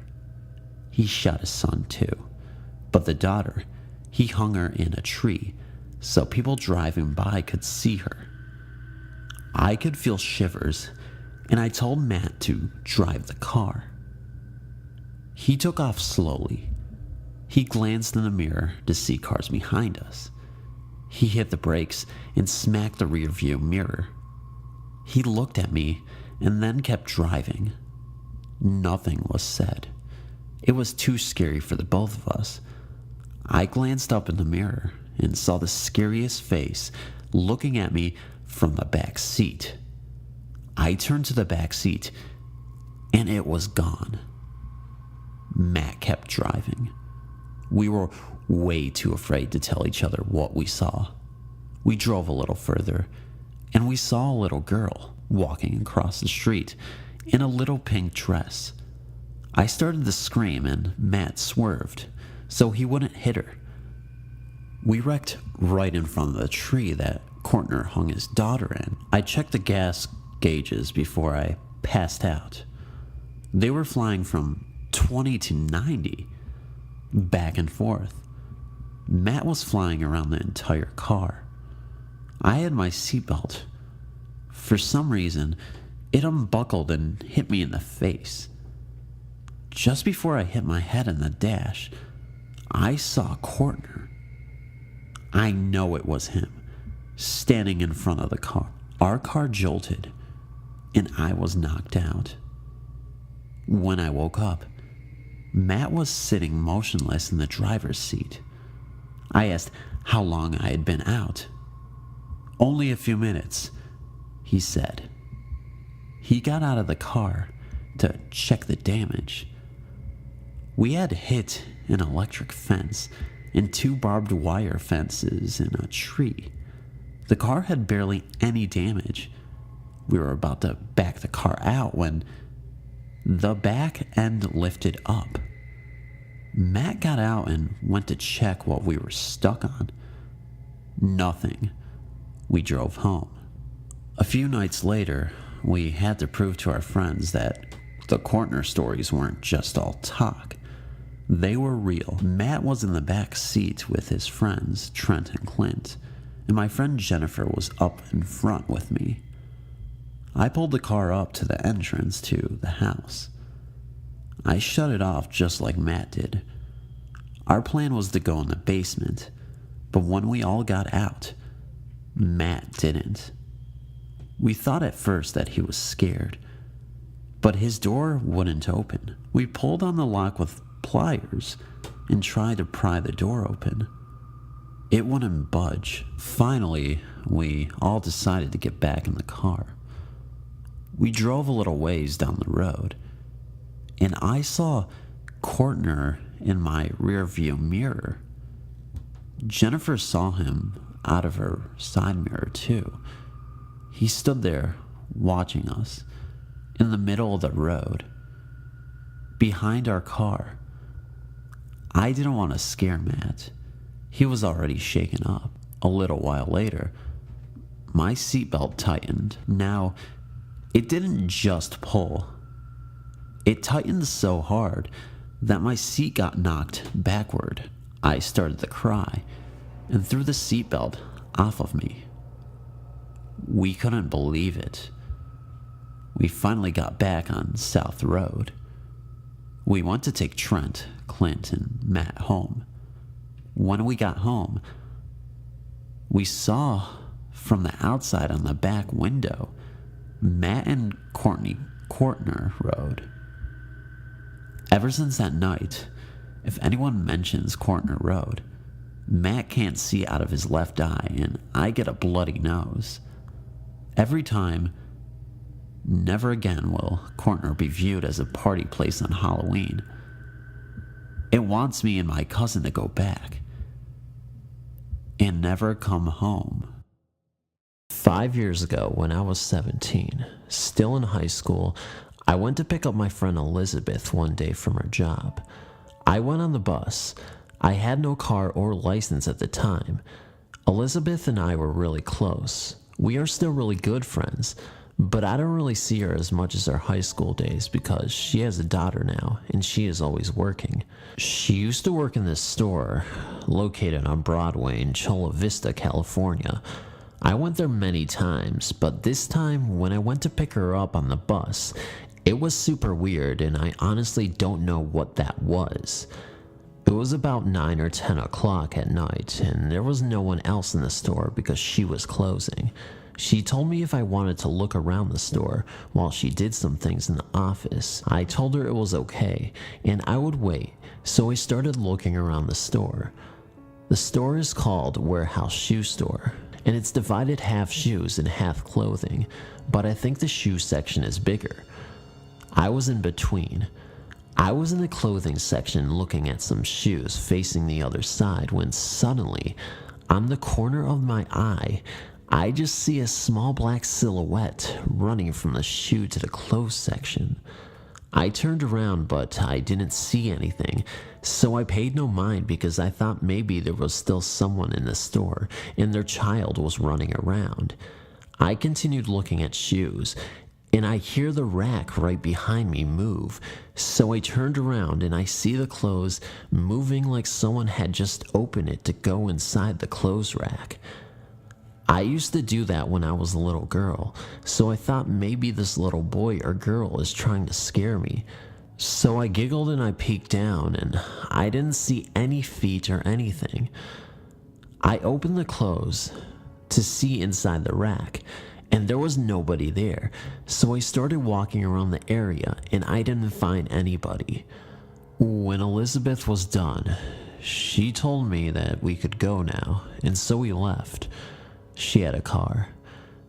I told her what just had happened to me. But the strange thing was, she said she felt something touch her. In the late 1970s, I took some holidays and gave 2 days to help an organization do a flea market. We had to sort things that were given away and put a price tag on them. There were a lot of various things to sort out, mainly clothes. The place chosen to sort those things was a big house which was sitting by a main road not too far from my own house. This house had been abandoned a long time ago. The owners were away. It's been a bit more than 30 years I had been staying in this area, and I saw this house when it was completely a shack and run down. Broken windows, long weeds, dirty with tags on some walls. On 3 occasions I saw renovations going on, but they would stop for an extended period. I heard from people of the neighborhood that the house was haunted and that it changed owners on 3 occasions. Each started renovations but stopped because they had financial problems. The current owner took almost 10 years to renovate the house. When it was ready, he tried to rent it but did not get a single client for 2 years. However, one day, as I was going to work early, I saw vehicles by the house and people uploading furniture in the house. I said to myself that the owners were lucky. The next day in the afternoon, while coming back, I saw the same people now removing their stuff from the house. I asked neighbors what had happened, and they said a young couple moved in, but on their first night, they experienced scary events. They apparently heard voices, doors slamming.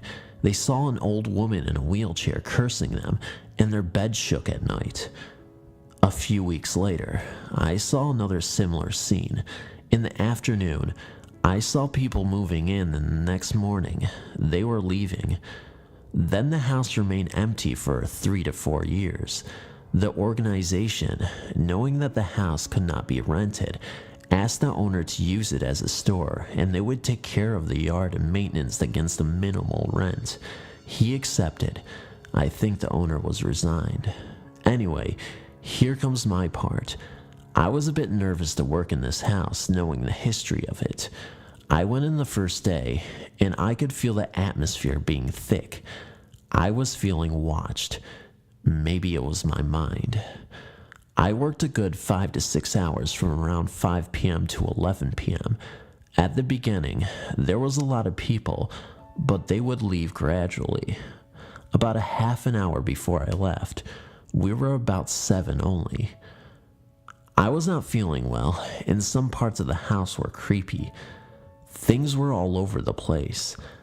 I started to hear a conversation. Others did hear the same, but said it's the neighbors talking. I was not convinced. I also heard footsteps at a stage on the first floor, but others dismissed it to an overreacting mind. I had told them about the house, but all of them were skeptics.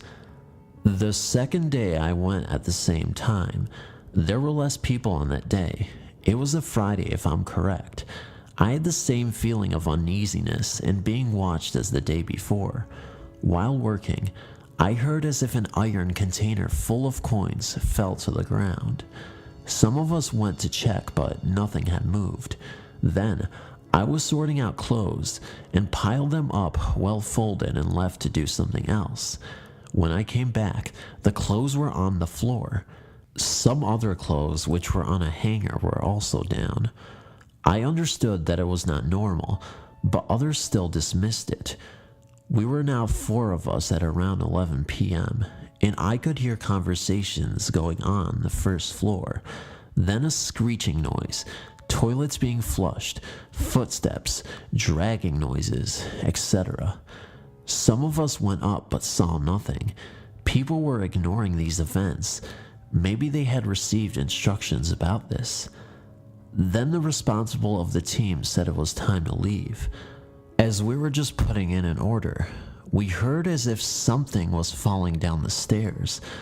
Obviously, we saw nothing. Then we heard furniture being moved. The four of us just packed and go and did not check. As we were about to close the garage door, the responsible was looking for the key. The door then slammed shut. We were outside and we heard like a huge noise, as if a pile of iron pots and cookware fell down. The leader opened the garage door and everything was sitting perfectly still and in order. He quickly closed the door and we all left. I did not come back there, but people still helped there for another 2 months, but they would make sure that no one would stay alone. Today, the store still exists, and it's still in operation, of course. Thanks for reading. This story happened a few years ago, and I am sad to say that it is a little bit like the Ring one. My house is said to be haunted. Well, at least that is what I say, and we moved here when I was 14. Since then, I always feel like I'm not alone.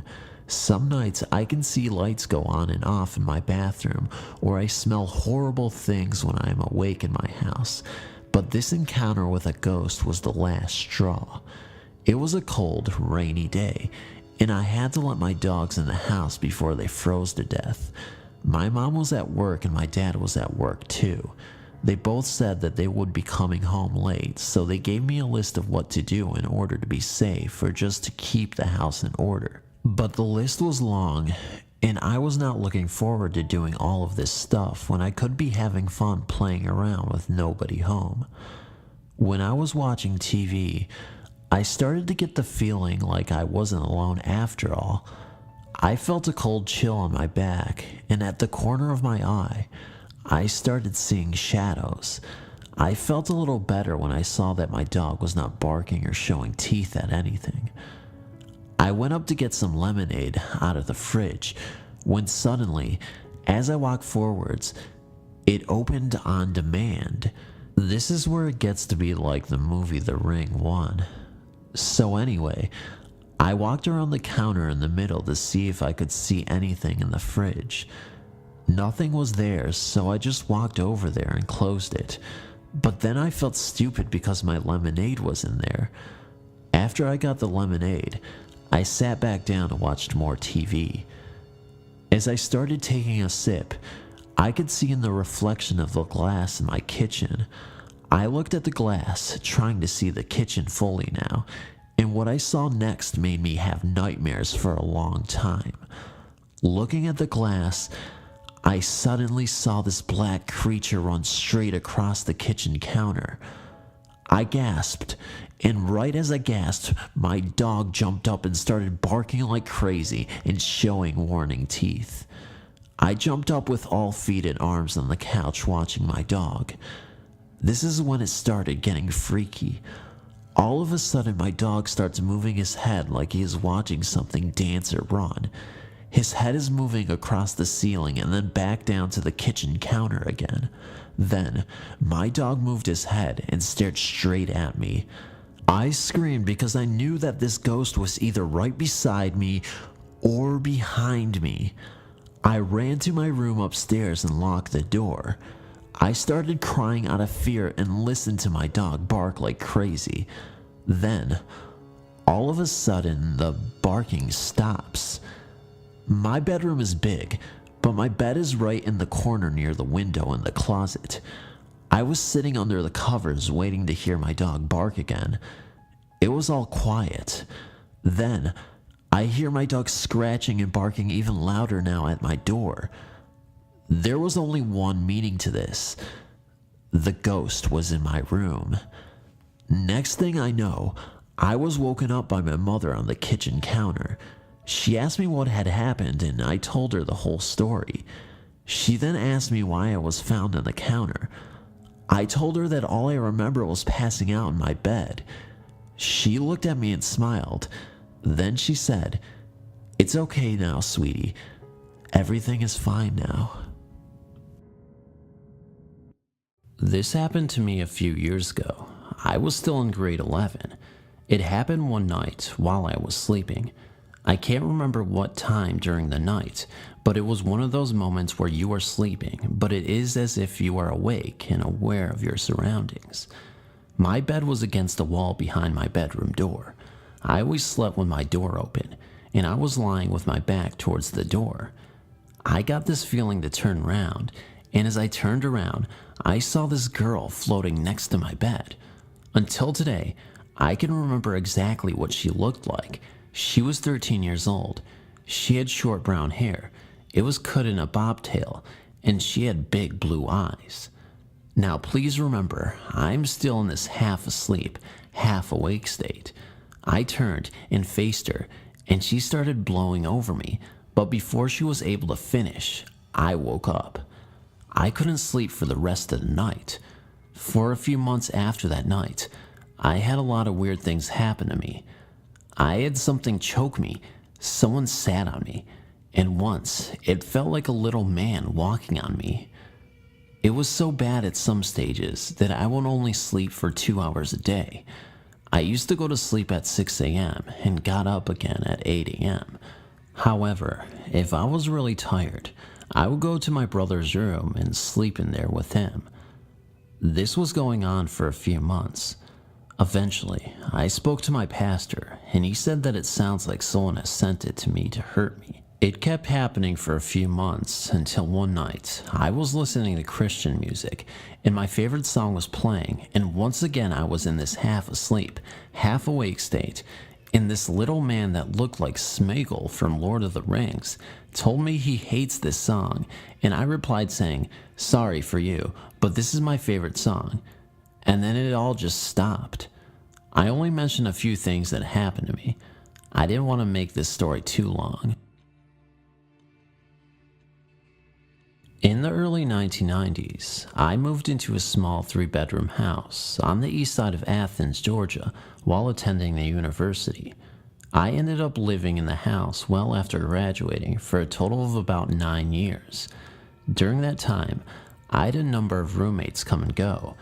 Odd thing is, the house was new when we moved in, so it had no history to amount for the experiences that occurred. One of the first unusual events I remember happening is an occasion when I was walking past the kitchen, which was to my left. The kitchen had a cutout opening with a countertop which faced the living area. As I passed, I heard a loud clack of something hitting one of the bar stools, and realized that a small glass bottle that had been on the countertop had evidently come off the counter, hit the bar stool, and landed on the floor in the living room next to where my roommate was sitting. We were both bewildered as the bottle had come way too far to have just fallen, and since it was a square bottle, it would not have rolled to where it ended up. I definitely had the sense that it had been thrown at me as I was walking by. In those days, the university was still in the quarter system, and once finals was over, the first week of December, there was about a month without classes. My roommates went home for the break, but I had a job, so I stayed alone for that month. One night, I woke up to the sound of my dog growling. She was looking out my bedroom door into the house as she continued to growl. I peeked out, but saw nothing out of the ordinary in the dark. I tried to get her to come out with me to investigate, but she dug her feet in the floor and refused to budge. This was very unusual for her because for a lab, she had an aggressive personality. I crept to the kitchen and got a knife, quickly looked around, and went back to bed, locking my bedroom door. Can't swear this was paranormal, but it definitely stuck with me. Over the years, a number of other things happened. Often several things happening close together, then no activity for a long time. Radios would turn on, a growling noise in the front bedroom, One roommate reported seeing a shadow figure. Shortly before I moved out, I was vacuuming and noticed a hand-carved lion statue was turned facing the wall. I realized that I had to turn the statue around several times before, but this was the first time I wondered why it kept happening. I fixed its position and continued vacuuming, making a circle around the table. When I got to the other side, I looked up and saw the lion was again facing the wall. Although the activity seemed to come and go, what I remember most is how heavy the air seemed. It had this hard to describe weight to it. Often at night, when I was trying to go to sleep, I would have a strong sense of dread that I couldn't explain. When I would try to pin down the feeling or what was causing it, I just came up empty. I wish I had known about EVPs at the time. I would be curious to see what that might turn up. Also, not sure if it's worth mentioning, and I don't really have the sense that there is a connection, but for much of the time, I worked in an old 1800s, supposedly haunted building on campus, where I had 2 paranormal experiences. Thanks for reading. This incident took place in 1992 in Orange Cove, a tiny town near Fresno, California. My wife's Jen's mother had passed away unexpectedly that September, and we were there from LA to attend the funeral and to help out Jen's dad, Bob, wherever we could. We didn't know that her father would die within the same month. As it turned out, we were in a 1-month period between funerals. Jen's parents lived in an old house that her grandparents had built in the 1940s. It was in an orange orchard, and as far as anyone knew, there had never been anything else built on the land before the house was constructed. It had a large, almost square living and dining room, a kitchen on one side, and a hallway opening off the other side. Along this hallway was a window looking out to what had once been a porch, but was now an enclosed laundry room, a bathroom on the left, and 2 bedrooms on the right. There was also a door for a hall closet between the bedroom doors. To get to the bathroom, you had to walk all the way down the hallway, past the closet. The hallway had no lights or electrical outlets. A window at the far end had bits of decorative glass like insulators in jars. At night, it was as if the glass panes of the window had been painted on the outside with black paint. No light came from neighbors or street lights because there were none. The night after the funeral, we were sitting with Jen's father at the big dining room table. Jen's sister Cynthia was also there. It was hot and very dark outside, and inside the house, the lamps in the dining room weren't very bright. At some point during the visit, I needed to answer the call of nature, so I walked down the dark hallway, heading for the bathroom door I knew was far down on the left-hand wall. When I passed the closet door, the most amazing thing happened to me. For some reason, every hair on my body stood straight up, and I felt what seemed to be a massive charge of static electricity on my chest. I had touched and seen nothing in the hallway. It was so strong that I could barely breathe. After standing for several seconds in complete shock, I continued on to the bathroom, where I completed my task with great difficulty, as the strange tingling effect was still in full force over my entire body and was very, very distracting. I had never felt anything like this in my life, and I've been electrified and shocked by Van de Graaff generators and the like. This was absolutely and completely different. I walked unsteadily back down the hallway, and the effect just stopped dead as I entered the big room. I walked over to my wife, who was in the kitchen, and said, "What the hell is in that hallway?" My wife knew exactly what had happened. I was white as the proverbial sheet, and my hair was still standing on end, and she said to me, "I see you've met our ghost." Her sister then explained, "What? You knew about that ghost too?" As it turned out, the sisters had many of their own experiences with the thing in the hallway, but, oddly, had never mentioned it to each other. When other family members who had visited the house over the years were later asked if they had ever noticed anything odd about the hallway, all of them replied that they did not like it and hated having to go down into the dark to use the bathroom. The area just in front of the hall closet was signaled out as the creepiest area by everyone, and the ghost seemed to stay in that area. It apparently never came out into the living room. Over the next few days, I experimented with the tingler, as I called it, and found that I would get the hair on end shock effect every time I walked past the closet door, though the effect was much less noticeable in the daytime. It seemed to like to follow me into the bathroom, but it would never follow me into the living room. It wasn't caused by static electricity or exposed electrical wiring. The hallway had no electricity, period. Our best guess was that something had been pinned to the spot years before, perhaps by a murder or something traumatic, and a house was unknowingly built over it. After Bob passed away and the house was empty, the effect became weaker and weaker until it was gone. Because of this, we think that the people living in the house might have somehow sustained the tingler, as the house was continuously occupied for many years. Thankfully, I've never had an experience like that after the tingler faded completely away. We visited the people who bought the house a few years later and walked down that hallway, and it was still gone. I still wonder though. The house was built with a wooden floor about a foot above the ground, which I don't think was disturbed in that area by the construction. If someone dug under the old floor where I first encountered the tingler, what might be found buried there? A long time ago, when I was about 12 years old, I went to New Jersey to spend the summer with family. I have a huge family, and our roots are deep, and spirits was always a conversation that I grew up hearing about. A lot of the members in my family also can see them, and some claim that they can communicate with them as well. So here's the story. My cousins are 3 girls and a boy.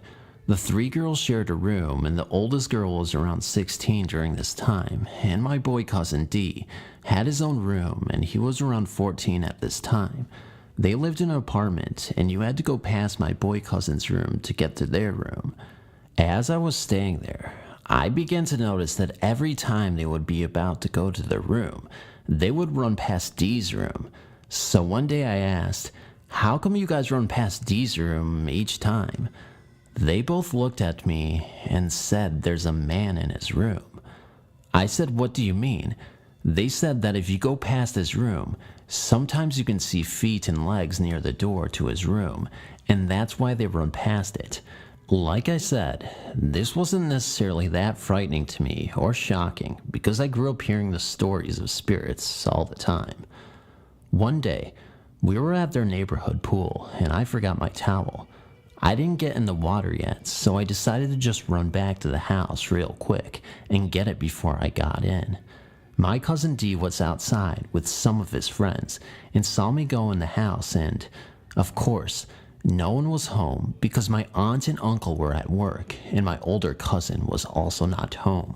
I went in and was walking past D's room to get to the girls' room and got my towel, and as I was walking in, I had to step back slowly because I saw something out of the corner of my eye. I saw these huge feet, and on the feet were male dress shoes, and as I looked up slowly, you could see pants. I immediately began to feel goosebumps and all the hairs on the back of my neck rise up. I ran out of the house and was now outside, and my cousin stopped me and asked me what was wrong. I couldn't even begin to explain to him what it was, and also, he was in front of all of his friends. So when I got back to the pool, I immediately went up to my cousins and told them what I saw, and they said, "See." That night, D came and slept on the floor in the room with us. I still wonder about that to this day, because that was the weirdest thing I have ever saw, and I wonder if I would have kept looking up, would I have seen his face or not? I don't know, but thank you for reading. Please forgive any language mistakes. English is not my first language. For a little context, my family is really spiritual. My grandmother used to be a medium, and my mother is as well. When I was a kid, we moved from house to house a lot. That meant different schools for me yearly. When I was 4 or 5 years old, we moved into a 3-bedroom house. We were a 6-person family, so my brother got the smaller room by himself, my parents the medium-sized room downstairs, and my sister, my aunt and me, got the big room upstairs next to the bathroom, my brother's room being between both rooms. Immediately, a lot of unexplainable things started happening as soon as we moved. Random objects switching places, the sound of footsteps at night, TVs turning on by themselves, etc. What I remember the most is a man, physically similar to my brother, that used to stand in my window every night. For about 5 months, I was the only one who saw him, but my aunt remembers seeing a black carriage on top of the house as well. Of course, over time, we would tell people that this occurred, and no one would believe us, or at all. And it became incredibly frustrating knowing that nobody would believe us if we told them. A couple months went by, and the man that I had just described, this ridiculously creepy ghost man I saw, who we called Giorgio, started to exchange words with me and talk, telling me he was going to hurt my family if we didn't leave, and consistently threatened all of us in order to scare us away. Every night I heard this creature harass my family, but again, no one really believed me. One day my sister told me she was home alone, and she was about to take a shower, when she saw who she thought was my brother walking to his room. She said, "Jesus, you scared me. Are you going to work? Do you want to shower before me?" She got no reply, and looked through the entire house and saw no one there. Eventually, my mom started to get sick, always dizzy, always throwing up, until she heard the ghost's voice say he was going to hurt her until we had to leave. We ended up moving out of the house until 3 weeks later. Thanks for reading. On the week of Thanksgiving Day in 2015, I became very ill. I was vomiting blood. There was blood in my urine and stools. The day Thanksgiving, my son made dinner, which I ate greedily because that week I was unable to hold food down. I had a constant need for water. I was drinking water, but unsuccessfully because once I did, I only vomited it back up. It was only when I was projectile vomiting blood that my son called 911. I was taken to the hospital to be admitted and diagnosed with a ruptured stomach ulcer. I was treated and released a week later. The day of my release, I came home and collapsed. My son called 911, and I was taken to the hospital. I woke up the next day to be completely paralyzed, only able to move my head. I couldn't move any part of my body. I would choke on water and food. They did a test and determined I lost the ability to swallow. I was broken. They said an unknown virus had attacked my nervous system. I then had to be put on a respirator as my body was slowly dying. Then numerous CAT scans, blood tests, or MRIs was unable to find the source. I was in and out of consciousness. Then one night, I was visited by a figure in a cloak black outfit. I wasn't scared, but then two appeared. They seemed to be arguing over who was going to take me. I was freaking out but calm since I lost the ability to scream out. I was forced into silence. I watched as the black cloaked figures with no face but skeletal fingers argued over who would be taking me. I then started to recite the Lord's Prayer, and then a powerful voice said that they weren't taking me. I then was asked by the powerful voice what I would change about my life, but the questions were presented on a wall by an overhead projector. I answered how I would change my life. The black figures disappeared, and the next day, I awoke but not understanding what happened. Was I visited by Grim Reapers? Was the voice of God what saved me? I never told anyone of this because I was told by certified nurses' aides I hallucinated often as this unknown disease took over my mind. I now know what my diagnosis was. It was transverse matildis. Was it a hallucination, or was I visited by death itself? Thanks for reading. In the winter of 1992 in Silver Spring, Maryland, a married couple of 25 years were murdered. Whom were they murdered by, you ask? Wait for it, their son. Yes, that's right. Their own flesh and blood ended the lives of the people who brought him life. The following story is one of the most gruesome murders from my neighborhood. The parents' names were George and Dorothy Betchold. The house is actually 3 miles away from mine. My family had just moved into the neighborhood too, so yeah, what a great welcome.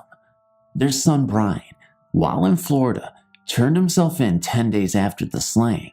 Neighbors who tried to get in contact with Buscholtz assumed they were on vacation. Brian Buscholtz told police in Florida town that the devil made him do it. The police arrive, and what's even more disturbing is the fact that his mother, who was decaying on her armchair, was suffering from cancer, so she had her oxygen tank by her side. I can't even imagine seeing that. To add even more to the eeriness, his story reminds me of the notorious serial killer, the son of Sam. Brian killed his parents because his pet Rottweiler, who was the devil, told him to do it, but then Jesus told him to turn himself in. Brian is currently committed in a hospital for the criminally insane, where he will be for the rest of his life. As I look at a picture of him, 7 years after the murders, you can see the insanity. Not posted on here for a while, but have had a strange experience and would like some thoughts on it. As I have mentioned before, my youngest son has autism and attends a school that specializes in a wide range of differing abilities. I had attended his progress meeting, and as it finished close to the end of the school day, had decided to take him out the 20 or so minutes early, walk him into the nearby town, and treat him to dinner as he had gotten an excellent review. The school is set back from quite a busy road, and so obviously there is a crossing available for safety, and I always use it as there is traffic coming in both directions and is always busy and fast moving. I also encourage my son to use it as due to his differing perceptions, he doesn't comprehend dangerous situations, and I'm constantly drilling road safety into him, using the crossing, looking both ways, etc. Anyway, we pressed the button to stop the traffic. As I always do, I was holding his hand and coaching him. What do we wait for? The green man. Yeah, that's right we do. Cue the green man. It flashes up, and a loud beeping sound lets us know we are safe to walk across. As we are crossing the second half of the road, I look to my left to see a car coming towards us faster than it should be. It's not stopping for the lights. My son is on my left side. It's going to hit him. I can feel panic rising in my chest. I can't breathe. There's not a thing I can do. Too late to run and no way to go to either side to avoid it. Then suddenly, out of nowhere, I feel a breeze lift my hair, and suddenly, I feel totally calm, almost protected. Yes, I know how strange that sounds. I really can't explain it because seconds before my heart was pounding, I was terrified and convinced we were going to be mown down. But no, the car stops just before he hits my legs. Wait, my legs? Where's my son? I look to my right and there he is, looking up at me and smiling. I don't remember moving him to that side at all. I'm having a what just happened moment when my attention is drawn to the driver who is leaning out of his window, yelling at me and asking if I beeping know how to cross a beeping road as I'm obviously beeping sight impaired. Quite a charming individual. Usually by now, I would have been trying to hold my temper and not respond negatively due to my son being present, but I still felt really calm. I just pointed up to the green man, still shining brightly, and said, "Why, yes, I do." The driver looks up, turns pale, and then quickly drives around us and speeds off. I quickly steer my son to the other side of the road, and people from other vehicles are surrounding us, checking if we are okay, and others try and remember the license plate number, but everyone was in shock at what they had just witnessed. Suddenly, my feeling of calm disappears and my legs turn to jelly. Everyone around us is telling us how lucky we are to be alive. They thought we were going to be killed, and I have to admit, I'm not sure how we stood there unharmed. An older gentleman pats me on the shoulder and says, "Well, young lady, someone was watching over you today." Later on, I started thinking about it. Could he have been right? Was someone, something, watching over us? I remember the sudden feeling of total calm and protection that came over me. The fact my son was suddenly on my right, when I know he was on my left side initially, and I have no recollection of him moving, or moving him myself. Did I just do it instinctively and not realize? I'm not sure. It happened so quickly, but it seemed at the time that everything was in slow motion. Was it just luck? A guardian angel, perhaps? I welcome any thoughts on this. During one hot Saturday morning, My mom decided that she wanted to go to our hot springs resort, so she brought my older sister, a maid, and I with her. While there, my sister and I had a huge argument. I was so angry that I left and took a shower in my brother's room.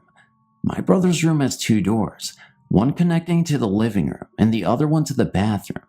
While taking a shower, I heard a knock from the door of my brother's bedroom, so I turned off the shower and I said out loud, "Who's there?" and no one answered. I thought maybe it was just my imagination, so I let it go. I turned on the shower again, and then after a few minutes, I heard a knock again, and this time it was loud. I turned off the shower again, and again I asked, "Who's there?" and again, no one answered. At this point, I was getting angry, thinking that it was my sister who was doing the knocking. I opened the door to my brother's room, and there was no one there. I closed the door again and turned the shower on. After 5 minutes or so, I heard several knocks, but this time it was very loud and clear and felt whoever was outside had to use the bathroom badly. I ran to the door with wet hair and shampoo and about to scream my ass off whoever was in my brother's bedroom, but no one was there. I grabbed my robe and ran to the swimming pool, cursing and yelling, and when I saw my sister at the pool, I screamed at her. She looked quite shocked. Our mom, who heard everything, approached me to calm me down. I told her, "How can I calm down when sis here kept knocking at the door? It's not funny. I'm trying to take a shower. She should be more mature." I looked at my sister and she said, "I was here all the time, swimming." And I called her a liar and she said, "No, really, I was here all the time. Right, Mom?" My mom turns to me and says, "Yes, that is correct, honey. She was here the whole time." And I said, still fuming mad, "Well, I heard knocks, loud knocks, and it's not funny." My mom then decided to look at my brother's room. She told my sister to get out of the pool, and we both took my mom to the living room, and she quietly said, if Em got out of the pool, she would have had wet footprints inside her brother's room, in the living room, all the way to the swimming pool area. There would be water around this area, but there is none, so it couldn't be her. She does have a point. It would take my sister maybe about 5 minutes to run back and forth from the bedroom to the swimming pool, and there would be water splattered all over the floor. After that, my sister finally said sorry. I was spooked. We all were.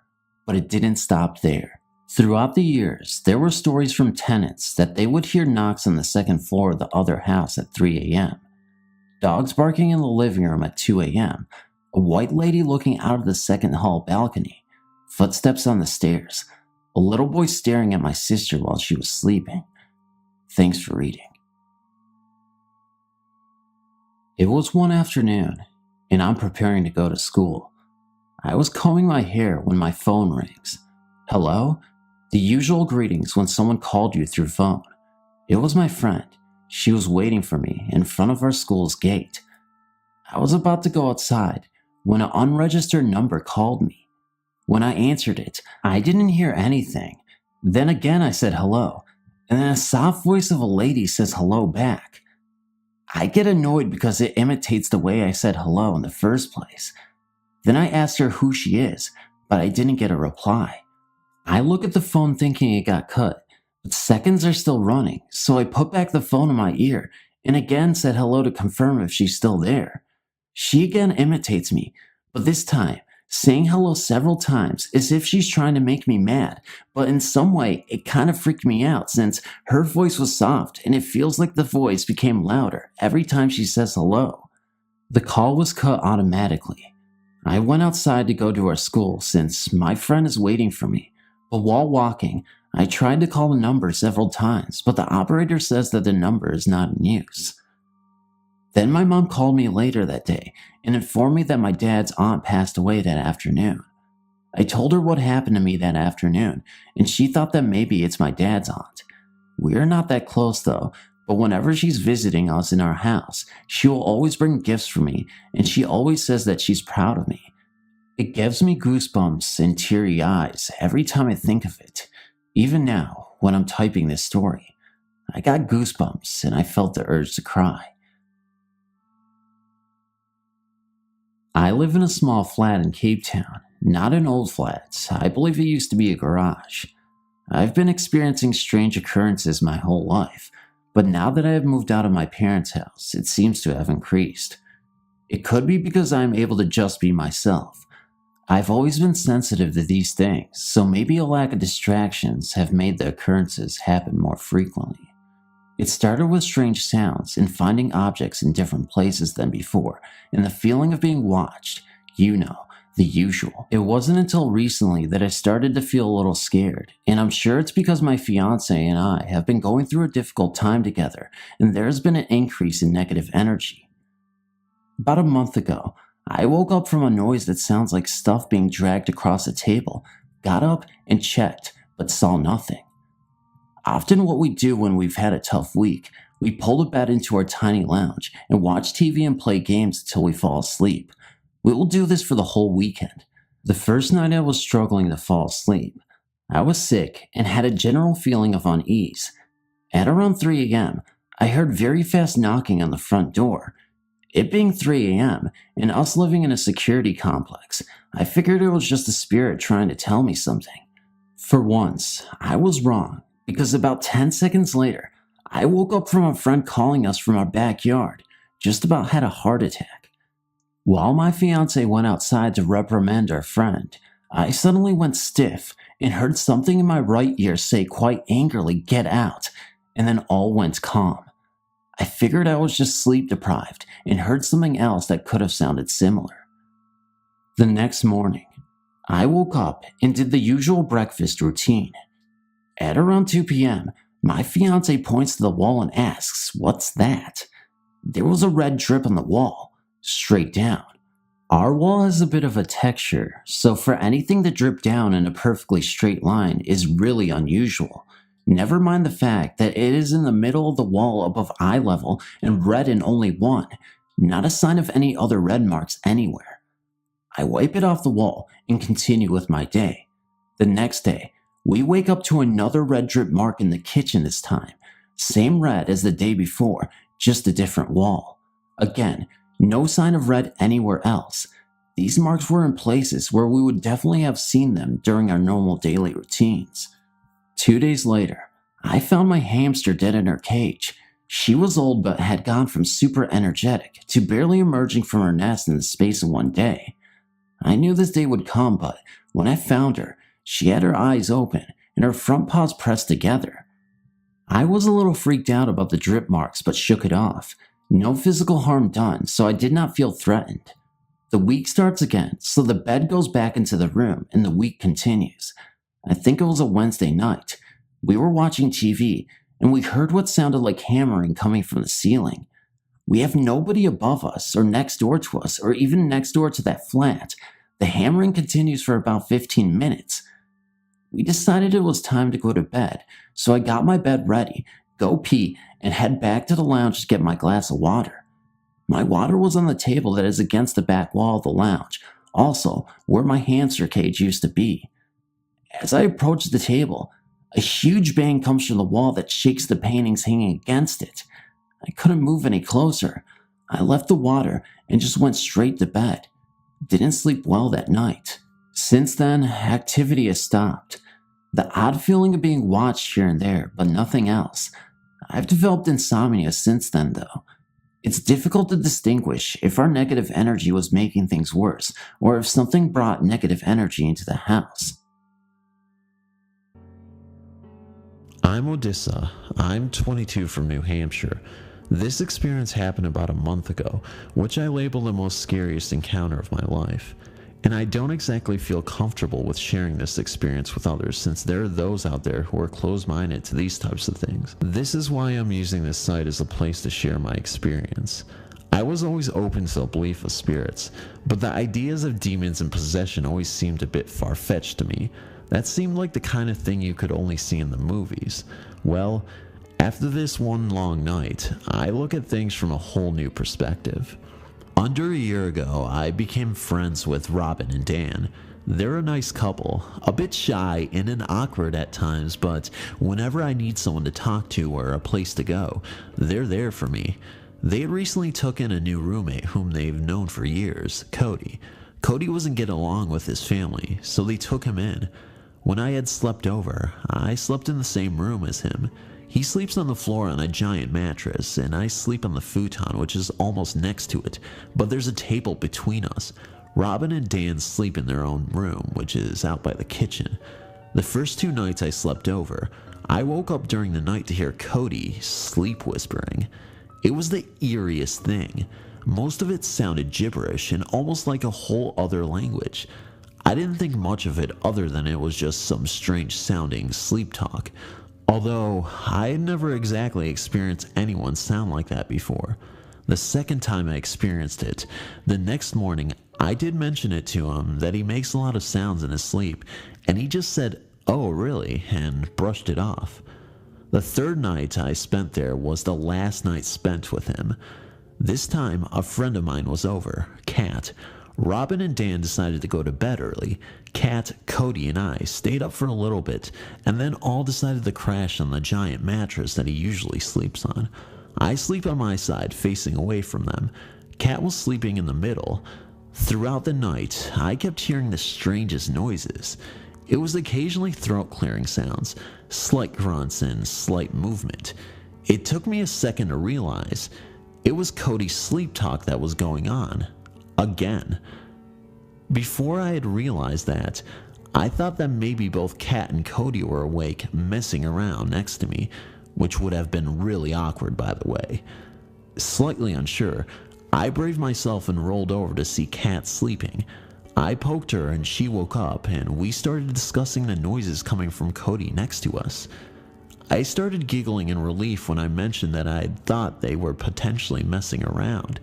I realized the more I talked and giggled, the louder the noises were getting from Cody. The sleep whispering started up again. Now, finding the whole aspect of sleep talkers amusing, we came up with the idea of trying to talk to him to see if he would talk back to us in his sleeping state. Biggest mistake ever. This is where it all goes downhill. So, Kat and I were trying to come up with things to say or ask. At first, she started asking him random questions, silly things like, "Hey Cody, did you run out of hot dogs?" Each time, he twitched a little bit and whispered a little more gibberish sounds. He was reacting to her voice. It started to sound creepy, but still full of innocent laughs of finding it amusing. I said, "Wow, he sounds like a demon. Kat, you should ask him if he's a demon." The second I ended that sentence, the room went cold instantly. I can't even begin to explain the dark, heavy, cold feeling that filled the room. Cody sat straight up out of his bed. His eyes rolled back into his head, and he started gagging and then snarling. Kat and I, in such a stunned state, ran straight into the bathroom and locked the door. The fear inside me didn't even sink in yet. I wasn't exactly scared yet, just shocked and confused. I kept asking, what just happened?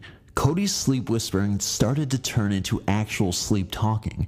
The bathroom is across the room, so I couldn't hear everything that was being said or all of the noises coming from him. But the voice I did hear didn't even sound like his, but it was clearly coming from him. It was very deep. It was like there were 2 different voices talking back and forth in gibberish, another language with occasionally English. I kept hearing him say, "They are still in there." Kat was really upset and started to shake and cry. I was still in my own personal state of shock and denial. It crossed my mind, could this be a joke? But there was such a cold, heavy, dark feeling. Unfortunately, I knew it wasn't, but I wanted it to be. Finally, it went quiet. We probably waited in silence for probably a total of 15 minutes, while I worked up the courage to open the door and check in on him. Kat whispered that maybe he went back to sleep since I had been quiet for a while. I had an awful feeling in my stomach, but I put my hand on the doorknob and whipped the door open extremely fast. There he was, just sitting straight up on the mattress like he was waiting for me, looking me dead straight in the eyes in the most evil, demonic grin. Even though it was dark, it was almost like he had a ghastly glow. He was the only thing that stood out in the room, looking right at me. Instant panic. I slammed the door and locked it again. Now, the fear finally sunk inside of me. I started to get teary-eyed a little bit. I started to pray inside of my head. I was praying for this all to pass over and to be kept safe. He began talking again, started off with those gibberish noises while kind of making a clicking sort of sound, and then the deeper voice came out and said, "Open the door." Then we heard Cody's normal voice again, and it sounded like he's crying and whimpering. He starts to plead for Kat to open the door.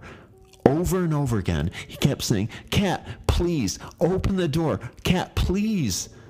Kat looked at me, and she asked if she would say something back. I told her no. I said we need to just keep waiting this out. We were in there for such a long time. It must have been about 45 minutes that had passed. Throughout the whole time, I could hear Cody talking that gibberish talk from across the room as usual, but then the bathroom door started to vibrate. This is when I had enough. I knew there were 2 windows open in the apartment, and Dan and Robin were just a couple rooms away. I decided to scream and bang my fist on the door in hopes to get someone's attention. When I did that, instantly the dark cold feeling went away, and then I heard Cody say, "What the fuck?" Apparently, when I did that, it somehow snapped him out of his possession. I knew I was safe, but I was still hesitant to come out. We talked back and forth to him a little bit through the door. Then I finally opened the door and went and sat down to talk to him. He said his throat felt dry and that he didn't remember anything that happened. I described detail by detail everything that happened to him, which he then opened up about how he has a spirit named John attached to him. He said John has been with him for about 7 years now. He described a couple times where his ex-girlfriend, who he dated for about a year, would be afraid to sleep next to him because she'd hear him having conversations with this John in his sleep. He also explained how his mother is aware of the situation and that his grandfather used to have a spirit attached to him as well. But he assured us that John would never want him to harm anyone. I spoke up in disagreement. I told him what I felt was evil, and that I felt like it wanted to either harm or scare us badly. He seemed to start to get annoyed with me, like it offended him that I was hinting that John is actually a demon, but talking it out made everything seem a lot better. I was able to throw out a couple laughs too. I was also just relieved that everything was over. Or so I thought. I started to apologize though. Well, it wasn't a direct apology, but I explained that neither of us meant to offend him or John in any sort of way, and that if we had known about this before, then we probably wouldn't have tried to joke around when he was sleeping. The second after I ended my little apology, the room went cold again. Keep in mind, it was a really warm night. Even though there are 2 tiny windows open, it was a quiet, warm night. I looked down at my legs in shock of the coldness with that awful feeling again, and the second I look up back, I see Cody's eyes roll back again as he falls back onto the bed. Kat and I ran for the door to leave the apartment. I didn't look back, but Kat said she looked back as he watched us leave with that huge demonic grin on his face again. Kat and I were wandering the streets of town, not knowing what to do. It must have been a little after 5 a.m. at the time, and we eventually made our way over to Dunkin' Donuts to get some coffee. We sat at the table and talked about what we should do. I suggested that since there's a church right up the hill, that we would try to talk to a priest. I just wanted some reassurance, or advice, or even a prayer or anything that would help the situation become better. She looked up a number on her phone and tried to call it. Due to bad service, we couldn't understand what was being said on the other end of the phone, so we decided to walk up to the church. We sat on a bench for a little bit, and the priest, who lives right next to the church, came out and invited us inside of his home. We sat on his couch and explained everything we experienced. I felt so relieved though, as I explained everything to him, because my biggest fear was to explain something and get looked like I'm some kind of nutcase. He listened in belief and explained how a family friend of his had a similar problem, but didn't get into too much detail. I told him my fears that whatever is inside him might try to latch onto us or haunt us, and he assured us that it's Cody's own demon, and that it's his problem, not ours. He also explained that the situation becomes worse when the person doesn't recognize it as a problem. He said Cody probably views the demon as if it's his friend. I completely agreed with that statement because Cody seemed to get offended when I referred to it as a demon instead of a spirit. The priest also told us that it feeds on fears and that we should just try to keep our faith and strength, and we'll be okay. We left his house feeling a little bit better. Kat was a bit more hesitant, but I tried to work up her confidence to head back to the apartment. I told her we were going to carry on a normal conversation right as we walked through the door and as everything is fine, which is exactly what we did. I opened the door to the apartment and Cody was up and awake playing video games. We awkwardly sat down and we were just all quiet. We didn't really know what to say, and neither did he. I got on my laptop and Kat got on hers, and we were sending messages back and forth quietly. In her message, she told me not to tell Robin and Dan about the situation when they wake up because if they hear about it, they'll probably kick Cody out and he will be homeless. I debated, but agreed not to anyway. She decided to get up and go outside for a smoke. Cody stopped playing his video game and went to his bag and got some clothes and went into the bathroom to take a shower. I was still using my laptop messaging people on Facebook. I could hear Cody making noises while in the shower. It was just slight coughing and that clearing of that throat noise again, and I started to get a weird feeling. It wasn't as bad and cold as before, but I had a gut feeling that I should just go step outside with Kat. So I did. We were outside for about 15 more minutes and then headed back inside, and Cody was out and back to playing video games.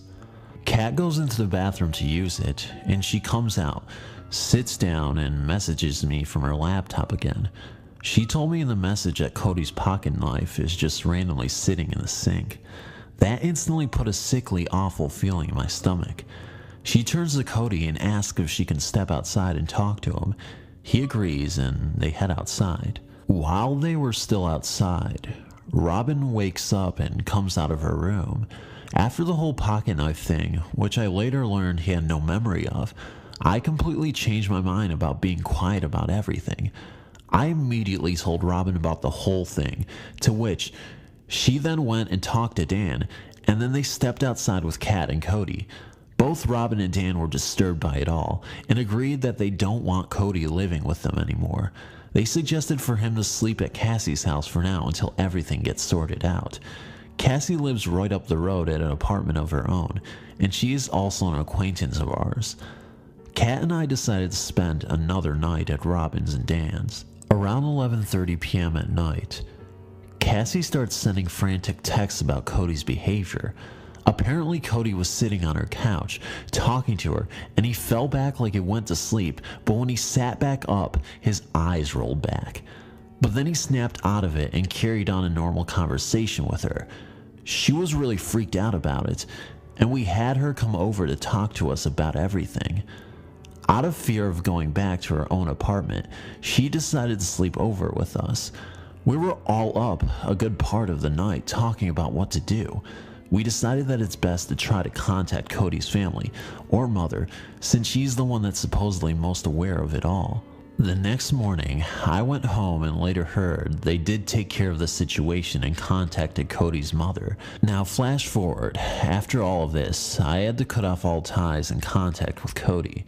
Even though I did value the friendship and memories made with him in the past, I just decided it was best not to talk to him anymore because of everything bad that had happened. I still kept a friendship with everyone else, of course, but sadly, Kat found it hard to do so and continued to keep up a friendship with him up until he broke into her own apartment one night. Unsure what caused him to do so or if he was possessed, she called the police and is currently working on getting a restraining order on him. And this is where my story ends. I'm curious to hear if anyone else had a similar experience or has heard of a similar experience. Even opinions would be interesting to hear. On Another thing I found odd was how no one heard my screams or banging when Kat and I locked ourselves in the bathroom. Like I had mentioned, 2 windows are open. They live in an apartment building surrounded by other apartments. Dan and Robin were just a couple rooms away, and supposedly they are light sleepers. How did no one hear me? Hey Phantom, so as usual, I'd really appreciate it if you left a like on this video, comment, and shared. It helps the algorithm, as you guys know, and it really helps that you guys enjoyed this video, so let me know in the comment section below.